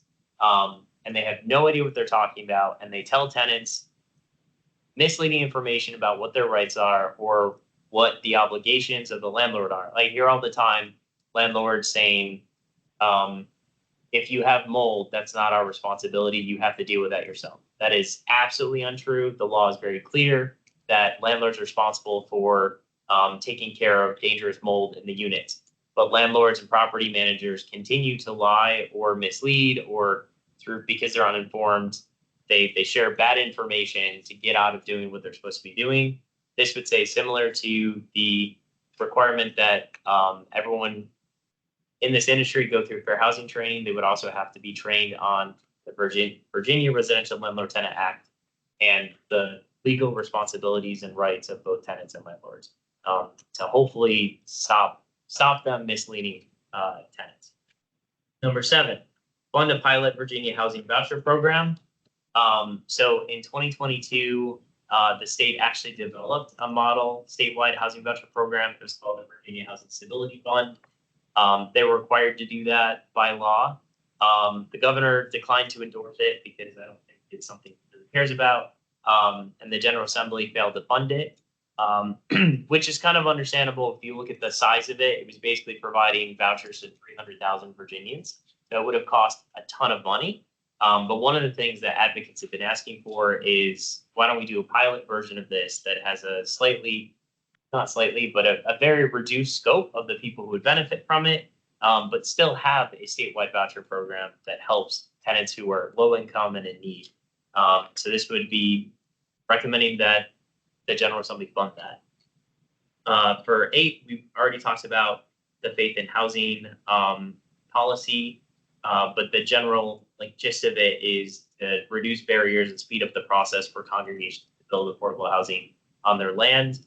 And then in addition to asking the county to support it, we would also ask them to use their influence both within the Virginia Association of Counties and the Virginia Municipal League not to oppose the policy, because it does restrict some of the zoning powers that localities have. In general, those organizations tend to be against that. We think it's for a good cause. So number 9, create an on-bill financing / on-bill repayment program to incentivize multifamily residential energy efficiency upgrades. So this is kind of 2 different ways to incentivize property owners to make energy efficiency improvements. I think we're kind of agnostic on which one they pick, but just sort of saying to the county and to the General Assembly that, hey, we think this is important and you should be providing incentives to property owners so that they're making these investments and it's worth their while, so that it's better for the environment and also better for the people who live there. Number 10, require landlords to include legal aid office contact information with notice of tenancy terminations. So right now, Virginia State Code requires that if a landlord is serving a notice of termination to public housing residents or folks who have housing choice vouchers, that you have to include legal aid contact information, just so they know, if you want to contest this or you want to make sure you know your rights, here's who you can call. This would extend that to all landlords covered under the Virginia Residential Landlord Tenant Act, which I think is if you have 4 or more units, then it applies to you. And just say basically, if you're going to terminate a tenancy, that you need to say, and here's who you can call. And that information is already prepared for landlords who have, or for who have public housing, which is really governments, local governments. And then also landlords who do housing choice, accept housing choice vouchers. So it should be fairly easy to just take this and now do it for everyone. So that was a really quick overview. Happy to entertain discussion from anyone on these items. And just provide maybe like a framework for some Yes. criteria we could use to evaluate. So like, first of all, is it, important, something that will benefit residents, obviously. And then is it winnable? So is it something that could be winnable statewide and something that we think is winnable with the county board that like the county board might actually take from us? And then would the county board's recommendation make an impact at the state level? Those are some criteria we might. I will also add that the first four are ones that like I put as the first four because I thought that I recommend that we move forward with those four. I'm not saying that we should limit it to those four, but those are the ones that I felt like, either the board is already included in the legislative priority, so that's a gimme. We should say, yes, we support that. Please continue to do that. The affordable housing ordinance, like zoning ordinance changes, I think we've already talked about that's very important to a lot of our commissioners that we make that ask. And the 60-day notice requirement, especially since that came from a board member who said it'd be really great to have the Housing Commission support. This is something that they plan to push for on the board to be included. That I figured that one also made sense. So that's why those are grouped in them. How many are we trying to? That is up to the commission. I mean, last year we did, I think, 4. Again, we can do all 10, do less. It just really depends on what the commission.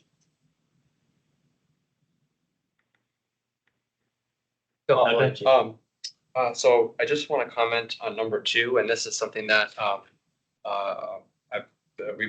we talked a little bit about past couple of meetings, but I think I'm good with including the ask to amend the affordable housing ordinance, but the language I think needs to be changed because in the AHO report, the staff said that the results, there was 2 questions that were asked in that report. One is that they looked at the cost of the different options that were available in the affordable housing ordinance to provide, such as like today we heard with NSTA, and they have the option to either provide $365K in contributions or 3 on-site units or et cetera. And the first question was there's a very clear answer that in general, based on how the ordinance is set up, it is more cost effective to provide the contribution because, for example, 365K, that's essentially the valuation of a 1-bedroom unit. So pretty much they're probably going to decide to do that because why would you provide 3? That's like you can either provide 365,000 or 900,000 worth of 1-bedrooms or similar to or 1 whatever. But the other half, they looked at 4 buildings that were site plans before 2008, where there was the recession, and then they also looked at 4 site plans that were done 2 pre-pandemic and 2 post-pandemic on the percentage of affordable housing contributions and total benefits provided as a percent of construction costs. And they did just a sample size of those each, the comparison. So the staff in the report said that this results were not conclusive on the matter. It could be that the contributions have gone less as a percentage of total construction costs, but the staff did say that. So I would recommend that we either strike or change that language. And then I do want to add, perhaps add in some language on that. The contribution, if we do require that, for example, let's say we raise the cash contribution to equal what the cost would be to provide the units. Let's say instead of saying that that this site, you could have to provide 365,000, you would have to provide, let's say, 900,000 to match the equivalent of the 3 units. Those costs, those aren't just like happen. Like things would happen in the development that would impact the residents, especially the ones that are moving there. And the costs are borne out of the renters, and they're borne out of the county with what we could get. So, like, for example, we get more affordable housing, but we would get less other benefits that could be negotiated, which is not something that we may want to ask, but I think it should be included in the ask here. Say that if we're going to give less negotiating power to the county on other benefits, that could be something that we want to do because we value the affordable housing component. But I think to say that that increasing the contribution, which is in an ordinance pegged to overall inflation, but of course over time the inflation of housing is different from the inflation of other products and goods, which is it could be miscalibrated.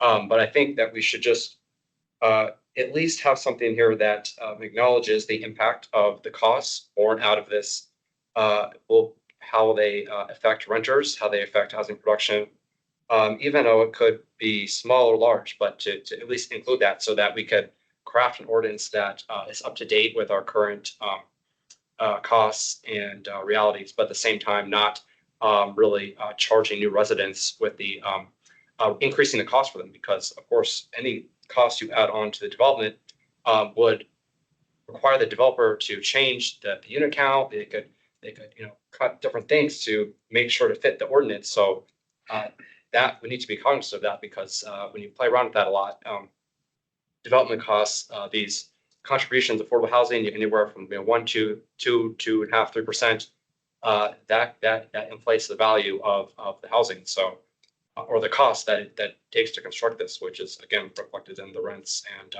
feasibility of any building. So I think that just needs to be just the couple tweaks there to be added to reflect the fact that we are not necessarily getting less than we were before, because again, there's only 8 buildings that were analyzed. And then for the question number 1 of are we getting the amount of units, is to reflect that, okay, if there was a change, there's going to be impacts of this change, and we should acknowledge that and say, yes, we do accept that we are going to increase the cost of this, and it's going to reflect in other areas, which will get less. So Jason, what are you proposing be struck from the language for your first part of that comment? I just where it says that suggested HO contribution amount has not kept pace with the construction cost increases. The staff said that it was not. It said it may, but it wasn't conclusive. So even if we say it did say it suggested, but it was inconclusive, which is why I said it suggests that. I mean, we could add, but it was inconclusive. I don't want to strike it entirely. Or at least my recommendation would be not to, because it did seem like staff felt like that probably was the case, but they just didn't have enough evidence to say for sure. But yeah, I mean, it was purposeful that I used the word suggest to basically, I pulled that. We just use with the staff that instead of striking.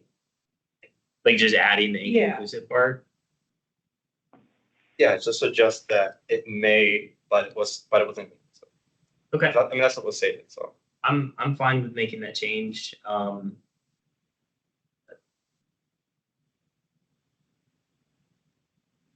then the second comment, sorry.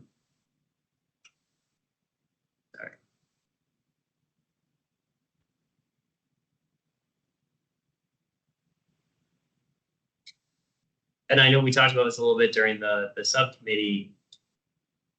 I mean, I don't know that we need to talk about trade-offs, because county staff is very aware of them. So is the board, as are we. I think it's understood that yes, if you ask developers to pay more for housing, that either that comes from profit or that gets passed on to the renters or something else changes. I don't see the benefit of stating that. I mean, that's true with all of these have trade-offs. And I think it's, I think it's subtle enough in the explanatory language here that it's fine. So. Yeah, I would also agree that I think the purpose here is we're suggesting things. So Right. if we want to suggest that we, we probably don't have to say like the negative consequences. Yeah. They probably already thinking about that. And I I do think it's wanna alluded to there, and that's sufficient. the board is not going to adopt this year. Like their staff does not want them to yet, which they put in the report that they don't think until we have a new governor, that it makes sense to open this back up.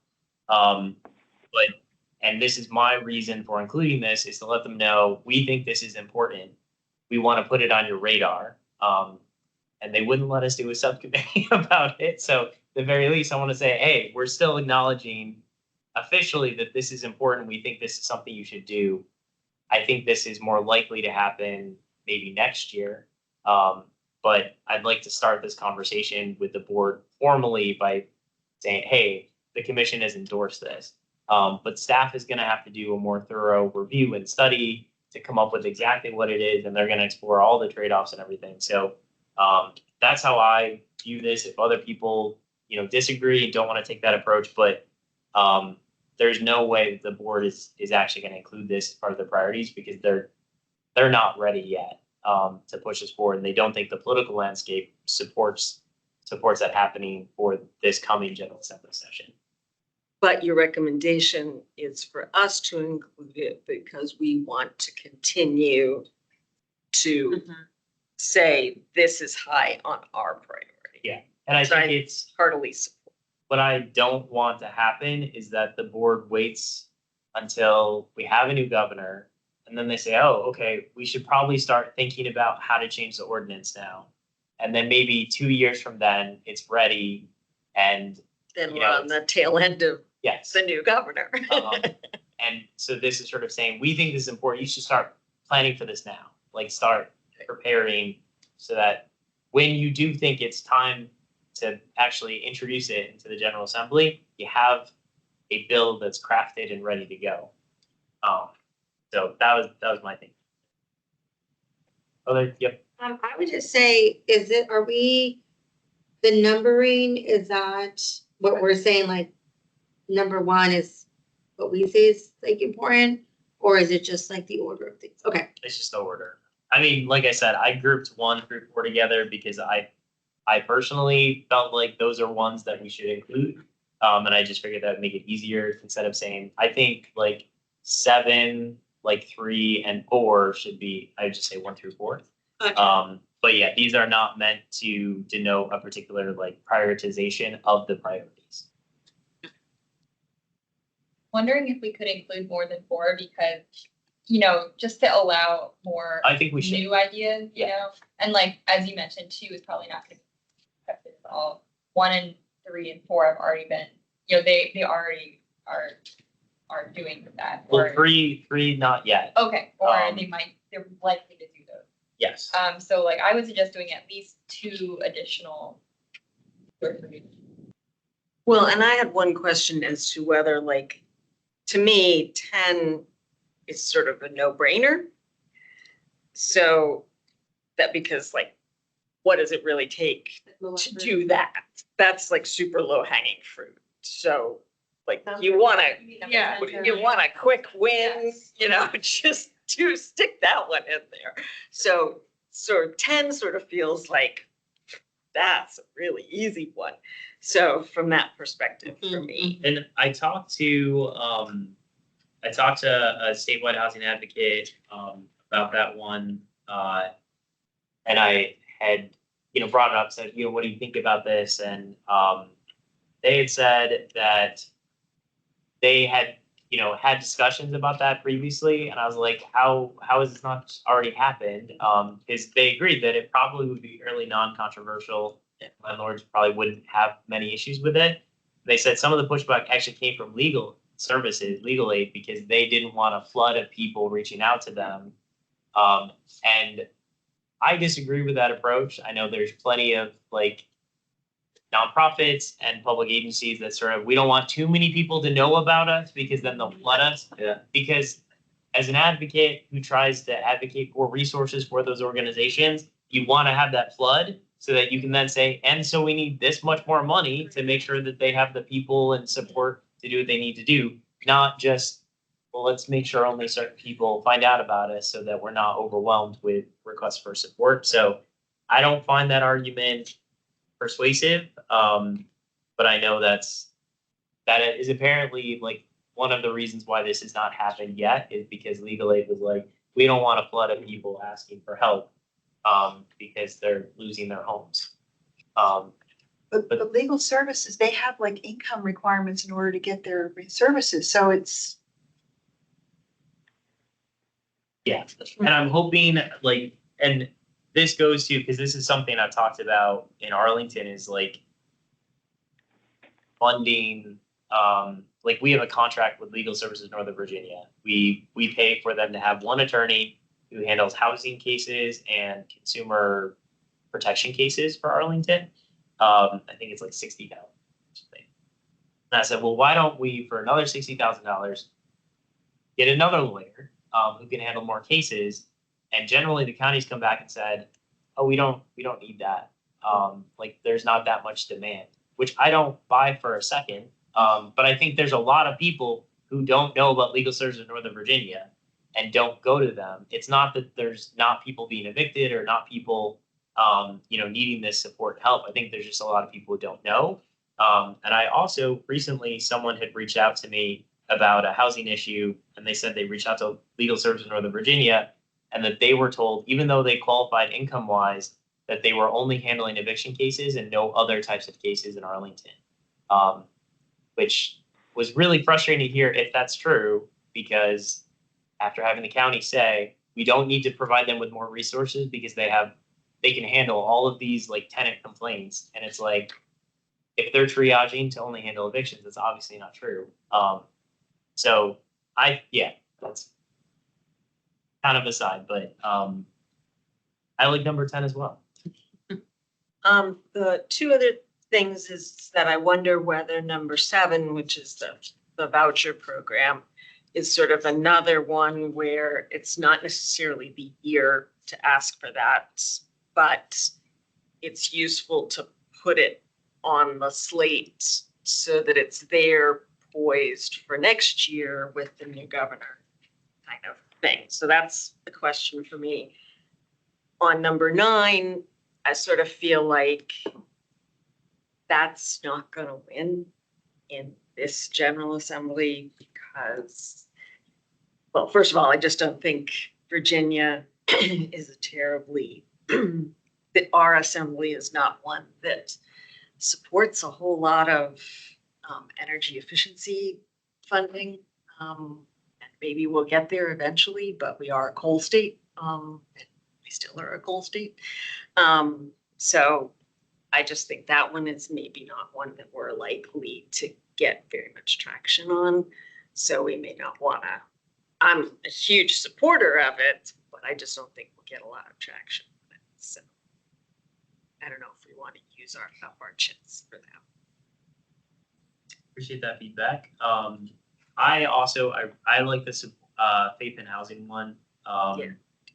And assuming that people agree with the criteria that we put here, then that's part of my recommendation to the commission that we would move forward with number 8. Other thoughts from folks about ones that they think we should? I think like following your comment on number 10 as kind of like low hanging fruit, the educating staff, like training staff. I think like that kind of goes to the root of the problem that kind of, evolves or, when they're being evicted or I just think like the education component would be really for staff. I've heard plenty, like, I don't know, I'm on TikTok to just like figure out like how people communicate these like issues, but like there's been so many stories of like DC residents, for example, that have like their apartment flooded and they're like, oh, I wasn't told XYZ in my lease and now I'm kind of stuck and I don't really know what to do. And so it's like, if people if we do the best that we can to like inform people of what their rights are within like a building, I think that can, again, like kind of tackle the root of the problem. So I definitely like number 6 as one of them.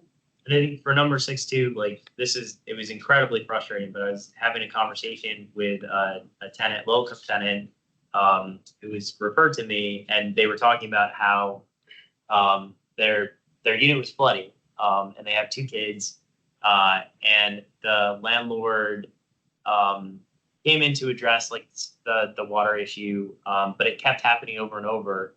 They were like, well, it's not livable because there's moisture everywhere, and they were like, I'm pretty sure there's mold, and their health was starting to deteriorate, like sort of allergy symptoms, and they said, you know, what about putting us up in a hotel because it doesn't seem safe to live here? And they were like, I mean, you're welcome to go get a hotel room, and you can request reimbursement, but there's no guarantee that we'll like reimburse you for it. Like while their place was flooded, and their property was destroyed, which is a complete BS. That the landlord had an obligation if their unit is not habitable to put them in a hotel room and pay for it, but they just completely misled them in the leasing office, and they were like, "That's not our responsibility."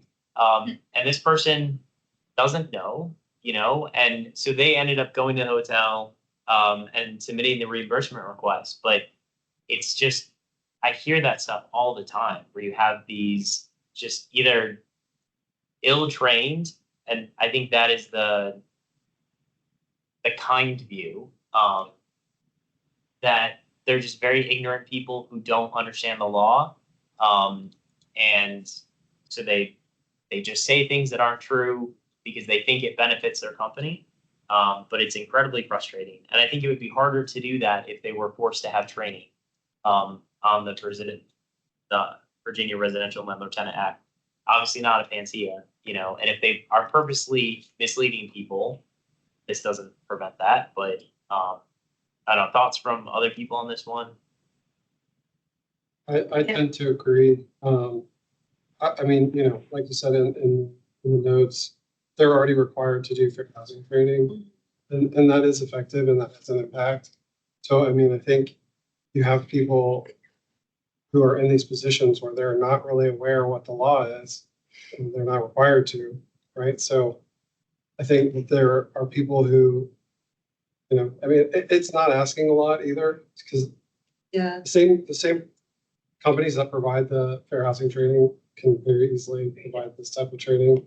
It's not a tall ask. I mean, I had my apartment flood. Well, I'm renting, and like my apartment flooded, and it took like 2 months to get that settled because like the management team was like, "Oh, that's not my responsibility," and it's like, wait, hold on, like it took that long with me even like knowing how to look something up or how to like communicate.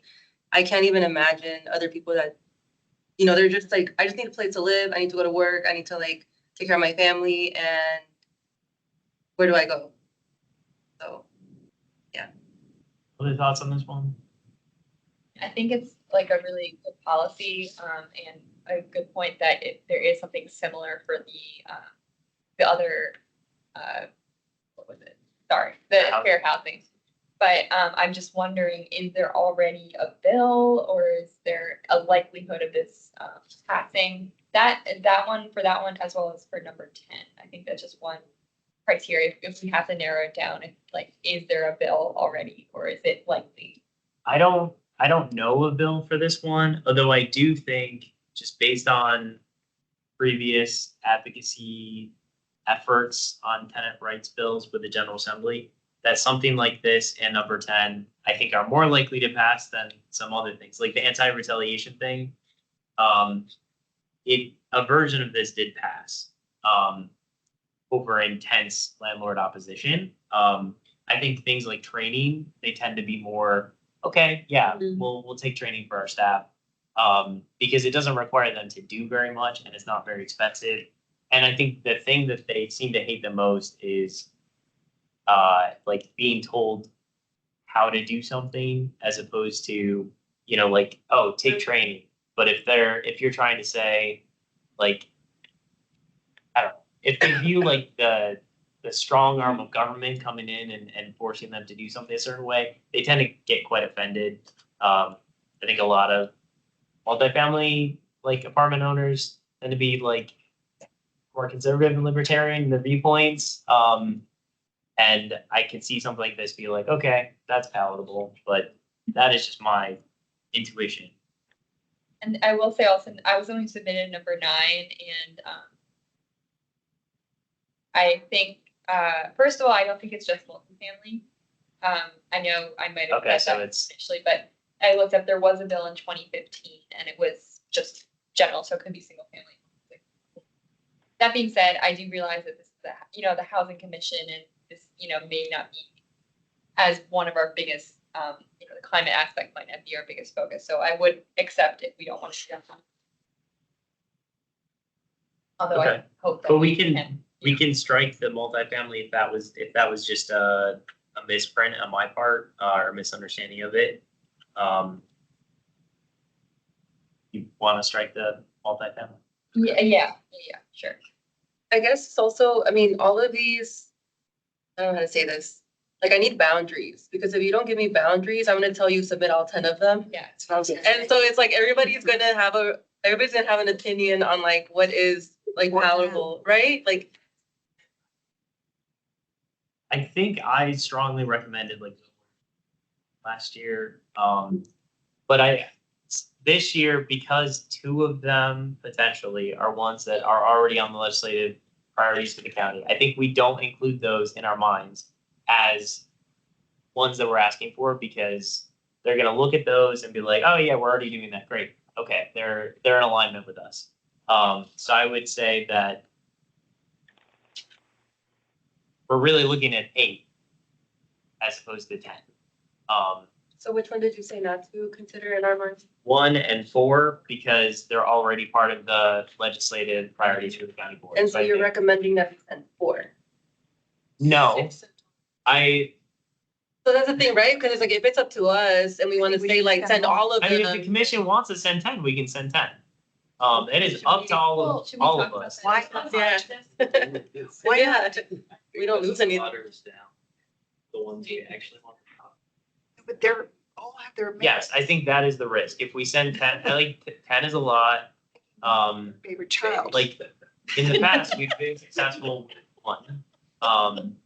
So Did everyone hear that? We've been successful with 1 legislative priority in the past. In the past how many years? Just in life? since I've been on the I mean, if you want my recommendations, I think the first 4, I think the training number 6 and number 10 and number 8. And so that leaves out only 9 and 5 and 7.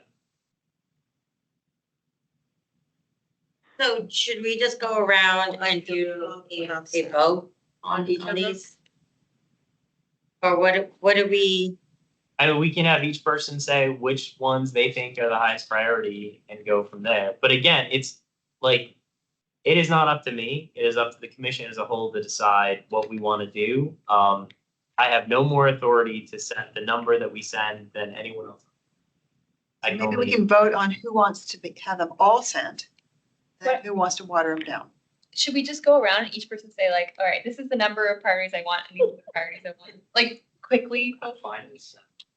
I don't think it matters if we go more, because just looking at the previous asks that the county's done to the state, they kind of group it in buckets. So like they're like, let's say if we do like 6 and 5, they'll probably just categorize that as tenants' rights. I mean, like they have certain buckets that they want these both, and they'll like include that. So I don't think there's a risk, as long if it's in the same bucket, they're going to be like, oh. Mr. Chair, I had asked because I can't, raise my hand. I had asked, once I knew there was not an assisted listening system at the meeting, that I could, tell you what I found out in doing some research about the need for any opposition to the priority from last year regarding type A units and increasing the percentage. Could I do that? Yeah, and also Alex, actually before the meeting started, gave me an update on that from staff. And Doris, why don't we have Alex give his update and then you can provide your information? So at the last subcommittee meeting, the question was asked, is it tracked by staff? So specifically, so last year, the commission, as one of our priorities, said that we think that one of the priorities should be increasing the number of Type A units, accessible units, statewide. So I think it had been recommended to us by the Disability Commission to go for 10%. And that was an increase from 2%, which is what we currently have. We did not put a number on it. We just said increase it, beyond 2%.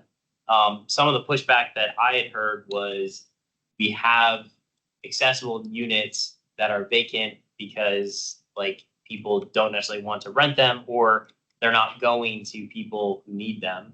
And so I brought that up during the subcommittee meeting, and then Alex said he would do some research to see if staff had more numbers on that, and Doris also did some research. So that's a contact. So staff basically does not track the number of the vacancy rates for type A accessible CAFs or market type A units. And the reason for that is when it comes to CAFs, we see 97 to 100% of them full all the time. And, that leads us to believe close to 100% of those units are those type A accessible CAFs are full as well. Unfortunately, CoStar, which is the market data tool that we use, doesn't collect that on the market side. So that's something we don't know. However, I think, and Kellen got to this a little bit, the question that we really want to know is what percent of type A CAFs are actually being used by those that need them. And that is not something that we have. It would be a fairly large undertaking to survey that data. So it's not something that we have on hand. But at the same time, we do know basically 100% of our type A accessible CAFs are full. Doris? Okay, so I did some research on this and also tried to make sure I was of the understanding about the difference, because it's in the building code, of between type B and type A units. So actually all the type B units are, I went to, did some research on the internet, and I found a company called ADA Inspections Nationwide. And they're in the business of doing inspections for both public and private entities, including Fair Housing Act accessibility requirements under the state building codes, and in particular the international code, the ICB, which is the basic guidelines for what should be or what is recommended to be in the building codes on accessibility. So type B is equivalent only to Fair Housing Act accessibility guidelines and standards. And that means that it's not even accessible. And we all knew that the Fair Housing Act was not clearly providing for any kind of full level of accessibility, partly because it it only deals with structural, whether you can roll through your unit, whether you can get into and have a limited space in front of the sink and the stove and in your kitchen, and the same thing with bathroom fixtures, for the purpose of making what's called a parallel approach. So that means it doesn't even provide really adequate turnaround space, and when the apartments are built, the Fair Housing Act says they don't even have to have roll under sinks.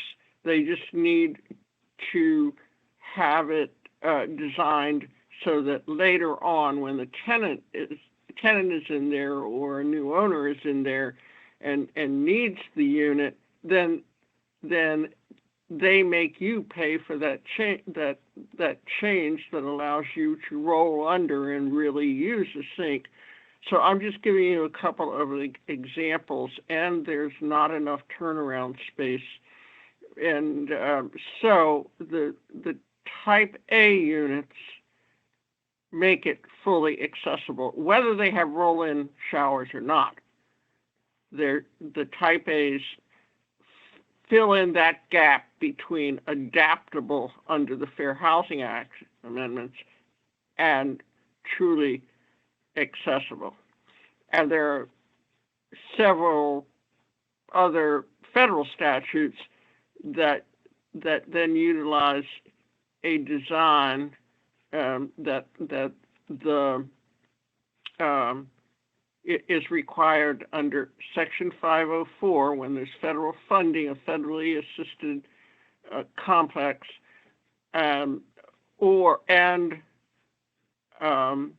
under the ADA,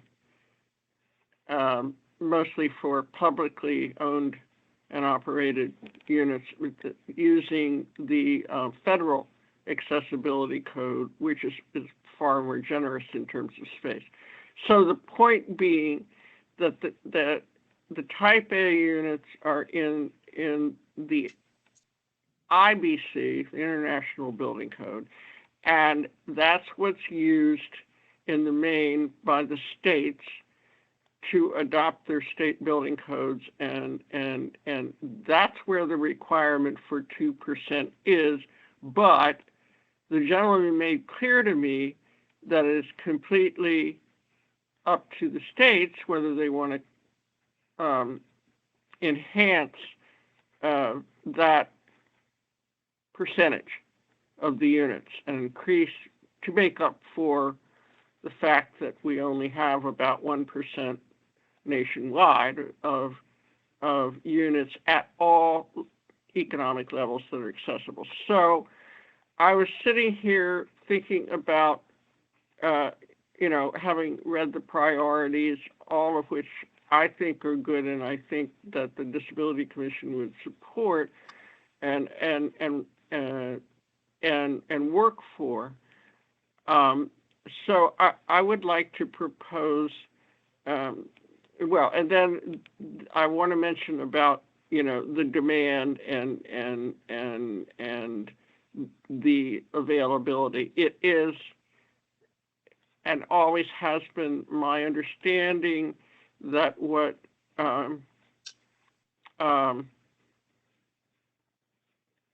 Andrew has reported is the case. That and it's also been our experience at ECNV trying to get people in both affordable and market rate units that they're always occupied.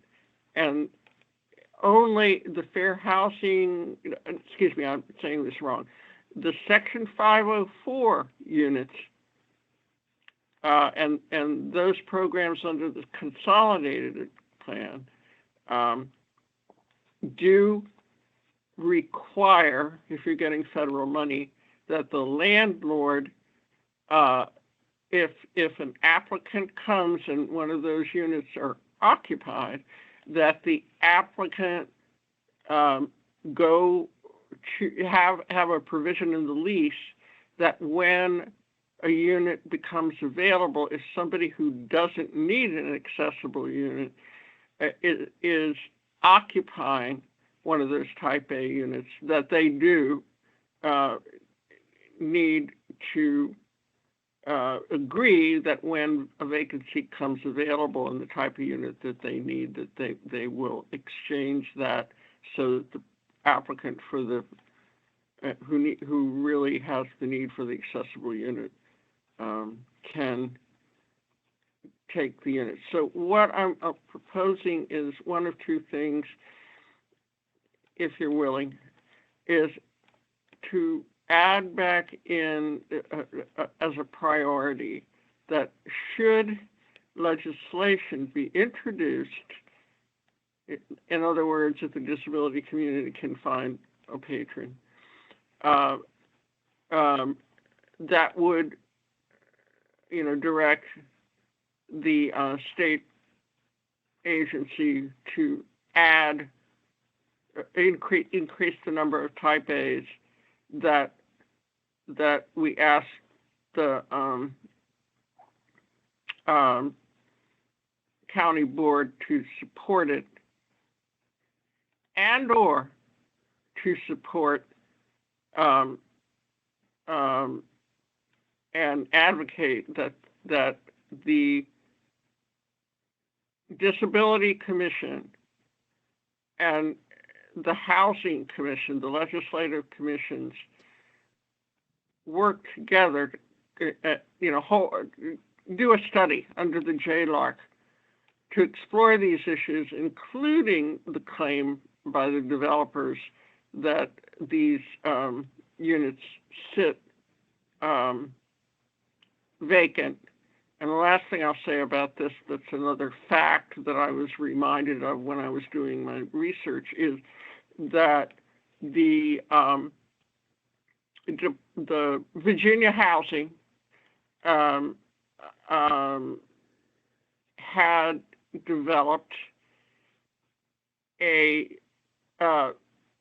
vacancy advertising a database advertising vacant units, both affordable and market, that were accessible, and it included information on whether it was adaptable or whether the units were fully accessible type A. And the developers,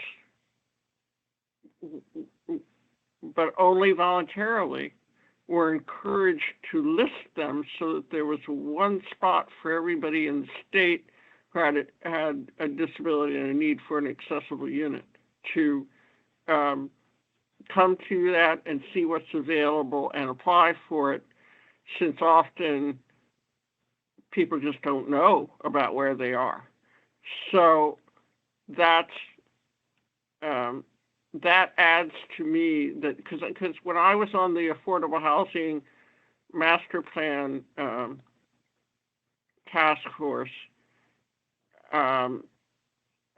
we discussed all of this, and the developer said in the meetings towards the end when they were coming to final recommendations, they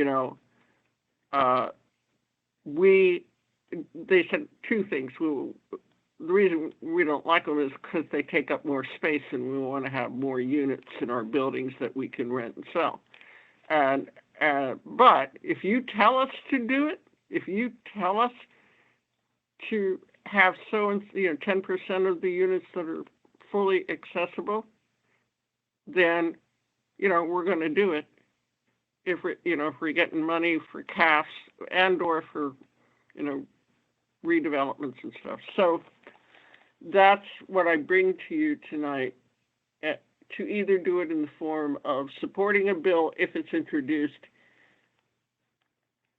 and or saying we would like you to advocate for a JLARC study so that there will be an official study, because the Disability Commission said they wanted to and communicated as such that they wanted the Legislative Housing Commission to work on studying these questions about this issue, and they requested it last year, and nothing's been done to even get that started. So if it's a bill that requests a study, they're going to have to do it. That's what I would like you to consider. Thank you, Doris. Thoughts from commissioners on the two proposals that Doris had put forward? The first one being basically to bring back our recommendation from last year on legislative priorities, which was to increase the number of or the percentage of type A accessible units that are required for new development. The second would be to support a JLAR study of making that increase. Thoughts from commissioners? Yes. I mean, I personally support bringing back the recommendation, but that we had last year, but I imagine we would just get the same pushback. So I think a study, like Dora said, it would be mandated to do it and find the data. So that seems to make sense.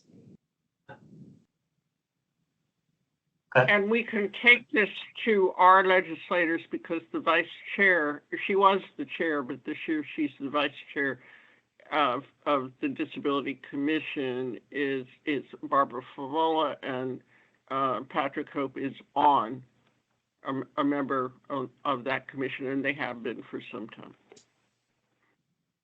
Right now, the Disability Commission is in the hands of,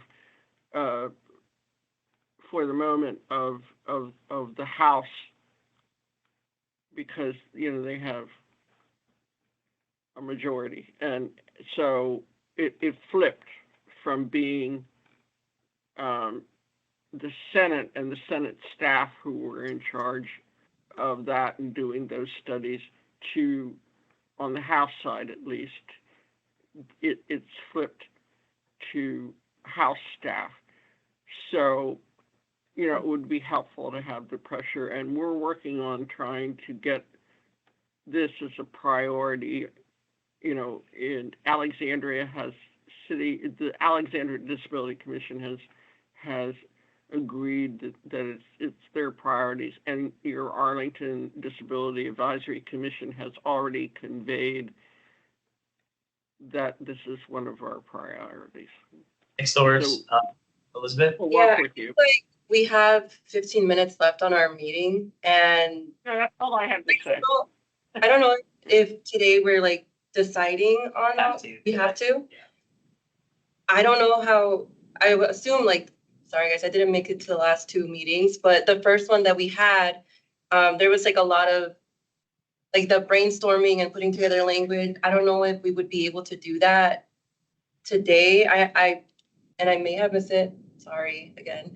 But the priorities from last year, I don't have them handy to look at them. So I wouldn't feel equipped to vote on those. I do agree that it's I agree that it's something that would be beneficial, and if it's already been put up before, then I don't know. I guess I'm just trying to figure out what our end goal is in the next 15 minutes for these. Yeah, we need to decide what we're going to recommend to the county board. I think, it sounds like we're going to end up recommending more than we did last year. I think that seems to be a sentiment in the room that we're not going to limit ourselves to 4. Whether that's 10 or 8 or 7 or, probably, I feel like it's not going to be under 7. I think remains to be decided. But yeah, what Doris is saying, we have the language from last year that we could just reuse that language. I think that I didn't feel especially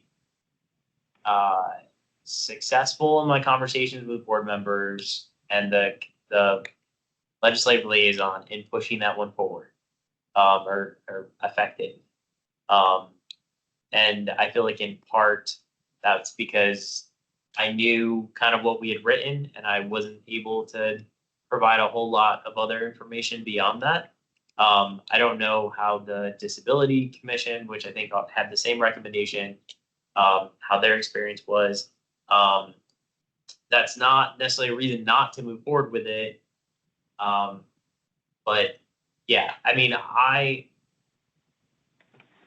it's up to the commission to They decide pushed whether, it off on the housing commission. what was that, Doris? They pushed it off on the housing commission. They made at the end of, at the beginning of the session, just before they end having meetings until the next. So Doris, sorry, They pushed it off. They pushed it off to the housing commission, the legislative housing commission at the Yes. General Assembly. But they haven't done anything yet. Yeah. So, thoughts from other commissioners on comfort level with adding that one as one of the ones that we bring forward to the county board this year? My perspective is now is not the time to add another priority, even though this one is important, or these two are important. Now at the 11th hour, almost literally, is not the time to add additional priorities when we're trying to pare down a list.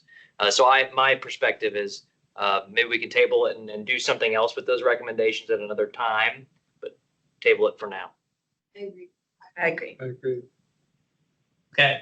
And I think the hard part for all of these is, like, I support all of these, and I think, I would like all these to become bills that pass and are signed by the governor, but it's just, yeah. So as far as narrowing down this list, do we have agreement on the first four? Yeah. That sounds like at least a majority.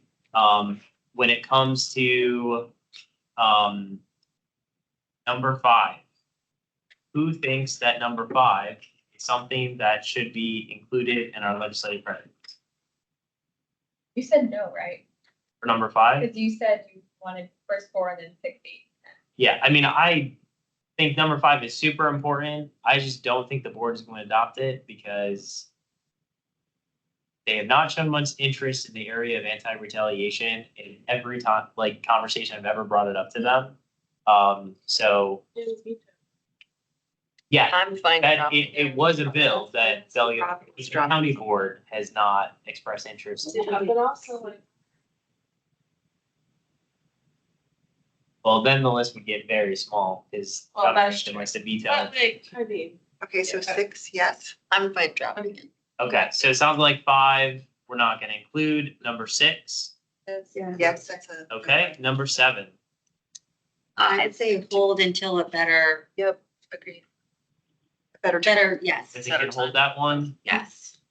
okay. And Margaret, I agree, I would love for that to happen. And I'm okay with that. 8, faith in housing. How do people want this? I would like to. Yes. Okay, number 9, the on-bill financing, on-bill repayment program for residential energy efficiency upgrades. And say hold until a better political. Okay, number 10. Yeah, yes. Sounds like we've narrowed it down. Yeah. So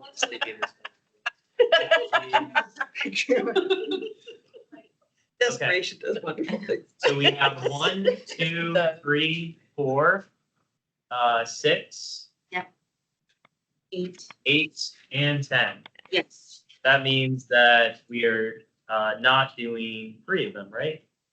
Yes. Yes. So we Good number. move forward with 7. Okay. Do I have a motion and any changes to any of the language in here? Mind you, this is going to go in a letter that will be sent out to everyone with a chance to review, and I will make sure that we have more than a few hours for people to review it. I apologize. Sometimes I'm not the best at that.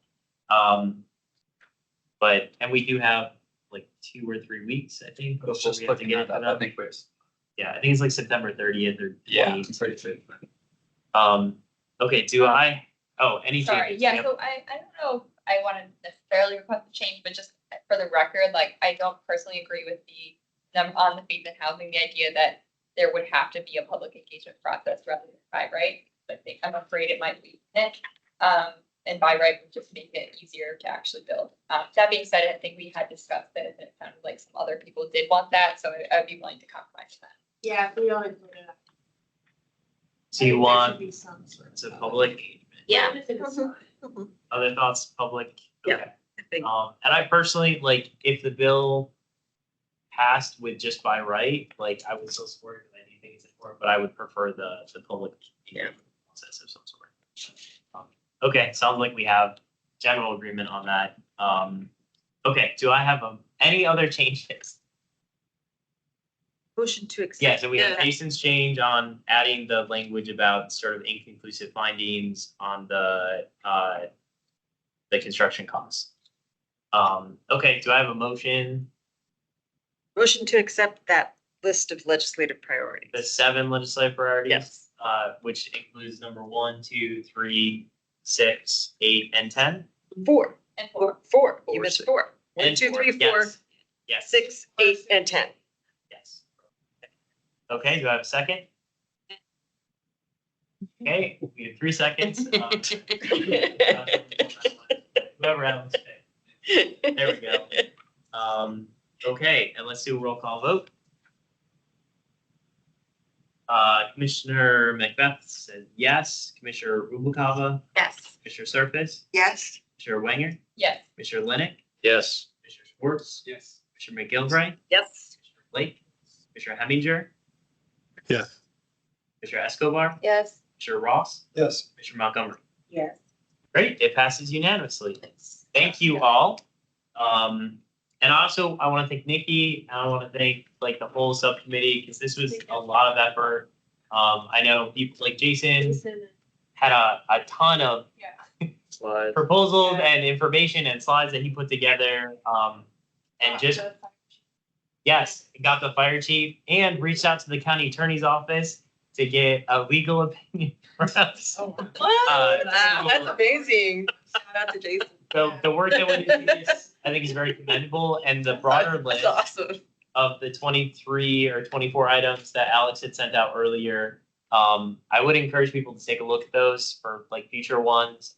And just because things were not adopted does not mean they're not important, but we decided that they weren't right for this moment. But definitely next year, we should look at the full list, and probably will be larger next year, and see what we think makes sense. Next item on the agenda, development updates. So just one quick development update tonight, and that's the 12th Street Landing project, which is also the TSA office buildings, if you're familiar with the area, but the applicant, Brookfield Properties, is requesting a phased development site plan to basically demolish those buildings. But so you'll see on the county board agenda in September, there is an item on that, but that's just at the PDSP level. They will be coming back to the Housing Commission with their 3 individual site plan, phased development site plan. So they're basically right now amending the PDSP for the site. When they have actual site plans come forward, those will all come to the Housing Commission. And we expect the first one of those to come in pretty quick here. So that will be on the county board agenda for September. But that, and then meetings wise, the only meeting in between now and our next meeting, well, there are actually none, but the Wilson Boulevard Club study that Zach signed up for, there was a tentative date attached to that. I'm not sure if you got an email today on that, but I can forward you that. Yeah, I don't think so. So that won't be until October, but that is all the meetings that. The email that I got, was that about the Wilson Boulevard one? Possibly today. I think it might have been yesterday. From the planning commission. Trying to find it now. So that's a club study process. that something we need to, because I feel like normally when they come to me, it's because they want a person. So yeah, so Zach offered, that was one that I sent around a few weeks ago. But it didn't have that date attached to it yet. So they're still working to finalize that, but it is a glove study from the area where they do want a housing commission representative. Okay, sounds good. Side note on that project, I used to work as a contractor in one of the TSA buildings in a corner office that had no heat or air conditioning. And there were 7 of us in an office meant for one person. Nice. So good times in that building. Sad to see it go.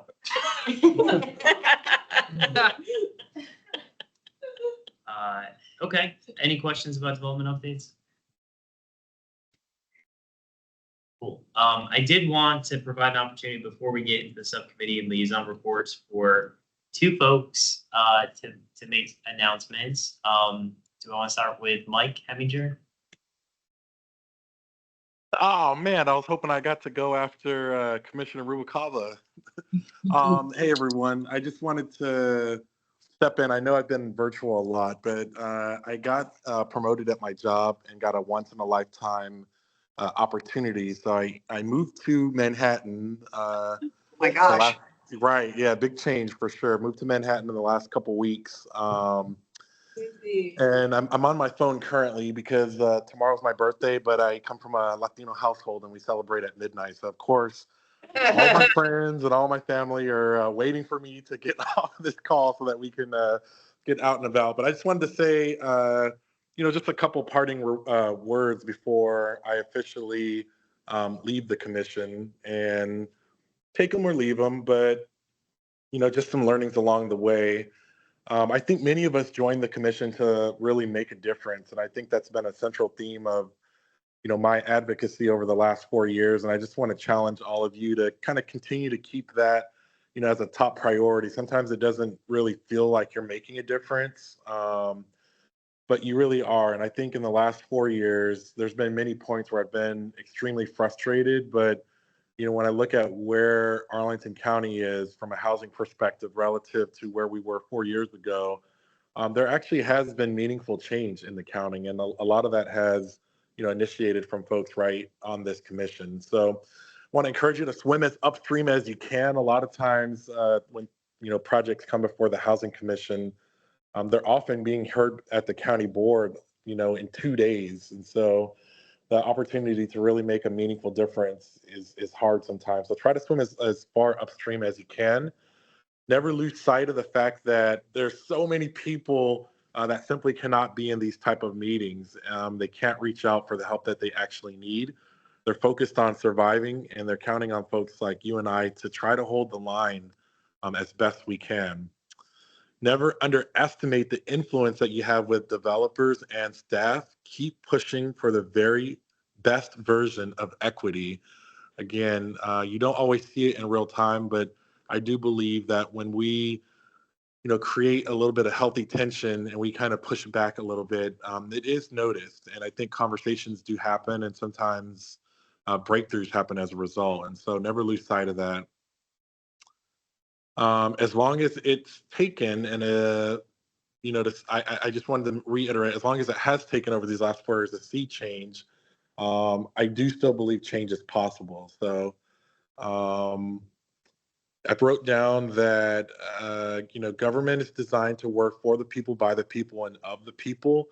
And I hope that you never lose what that feels like and what that means. I know we all dream of a government that is responsive to its constituency.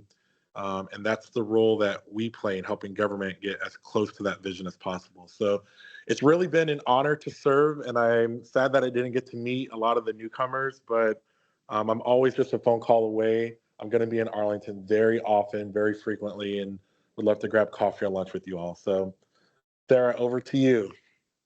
Thank you, Mike. Goodbye. Thank you for your service to the commission. It's very much appreciated. Sorry to have to go. Sarah, so your prepared speech? So ditto. No. Mike said a lot of my sentiments about this commission. I joined because I was very, and I'm still a strong supporter of housing, especially in Arlington. I love this city. I grew up in this town, and I just want to see it. I know it can be so much better. We're a tiny county, but we have so many great things about it. So just kind of continue that, and kind of, I guess, continue fight the fight. But like Mike said, and we do get things late in the game. However, in the years I've been on the commission, I have seen a change. I have seen more people willing to speak up and have strong opinions, and I think that's wonderful. And yeah, I'm so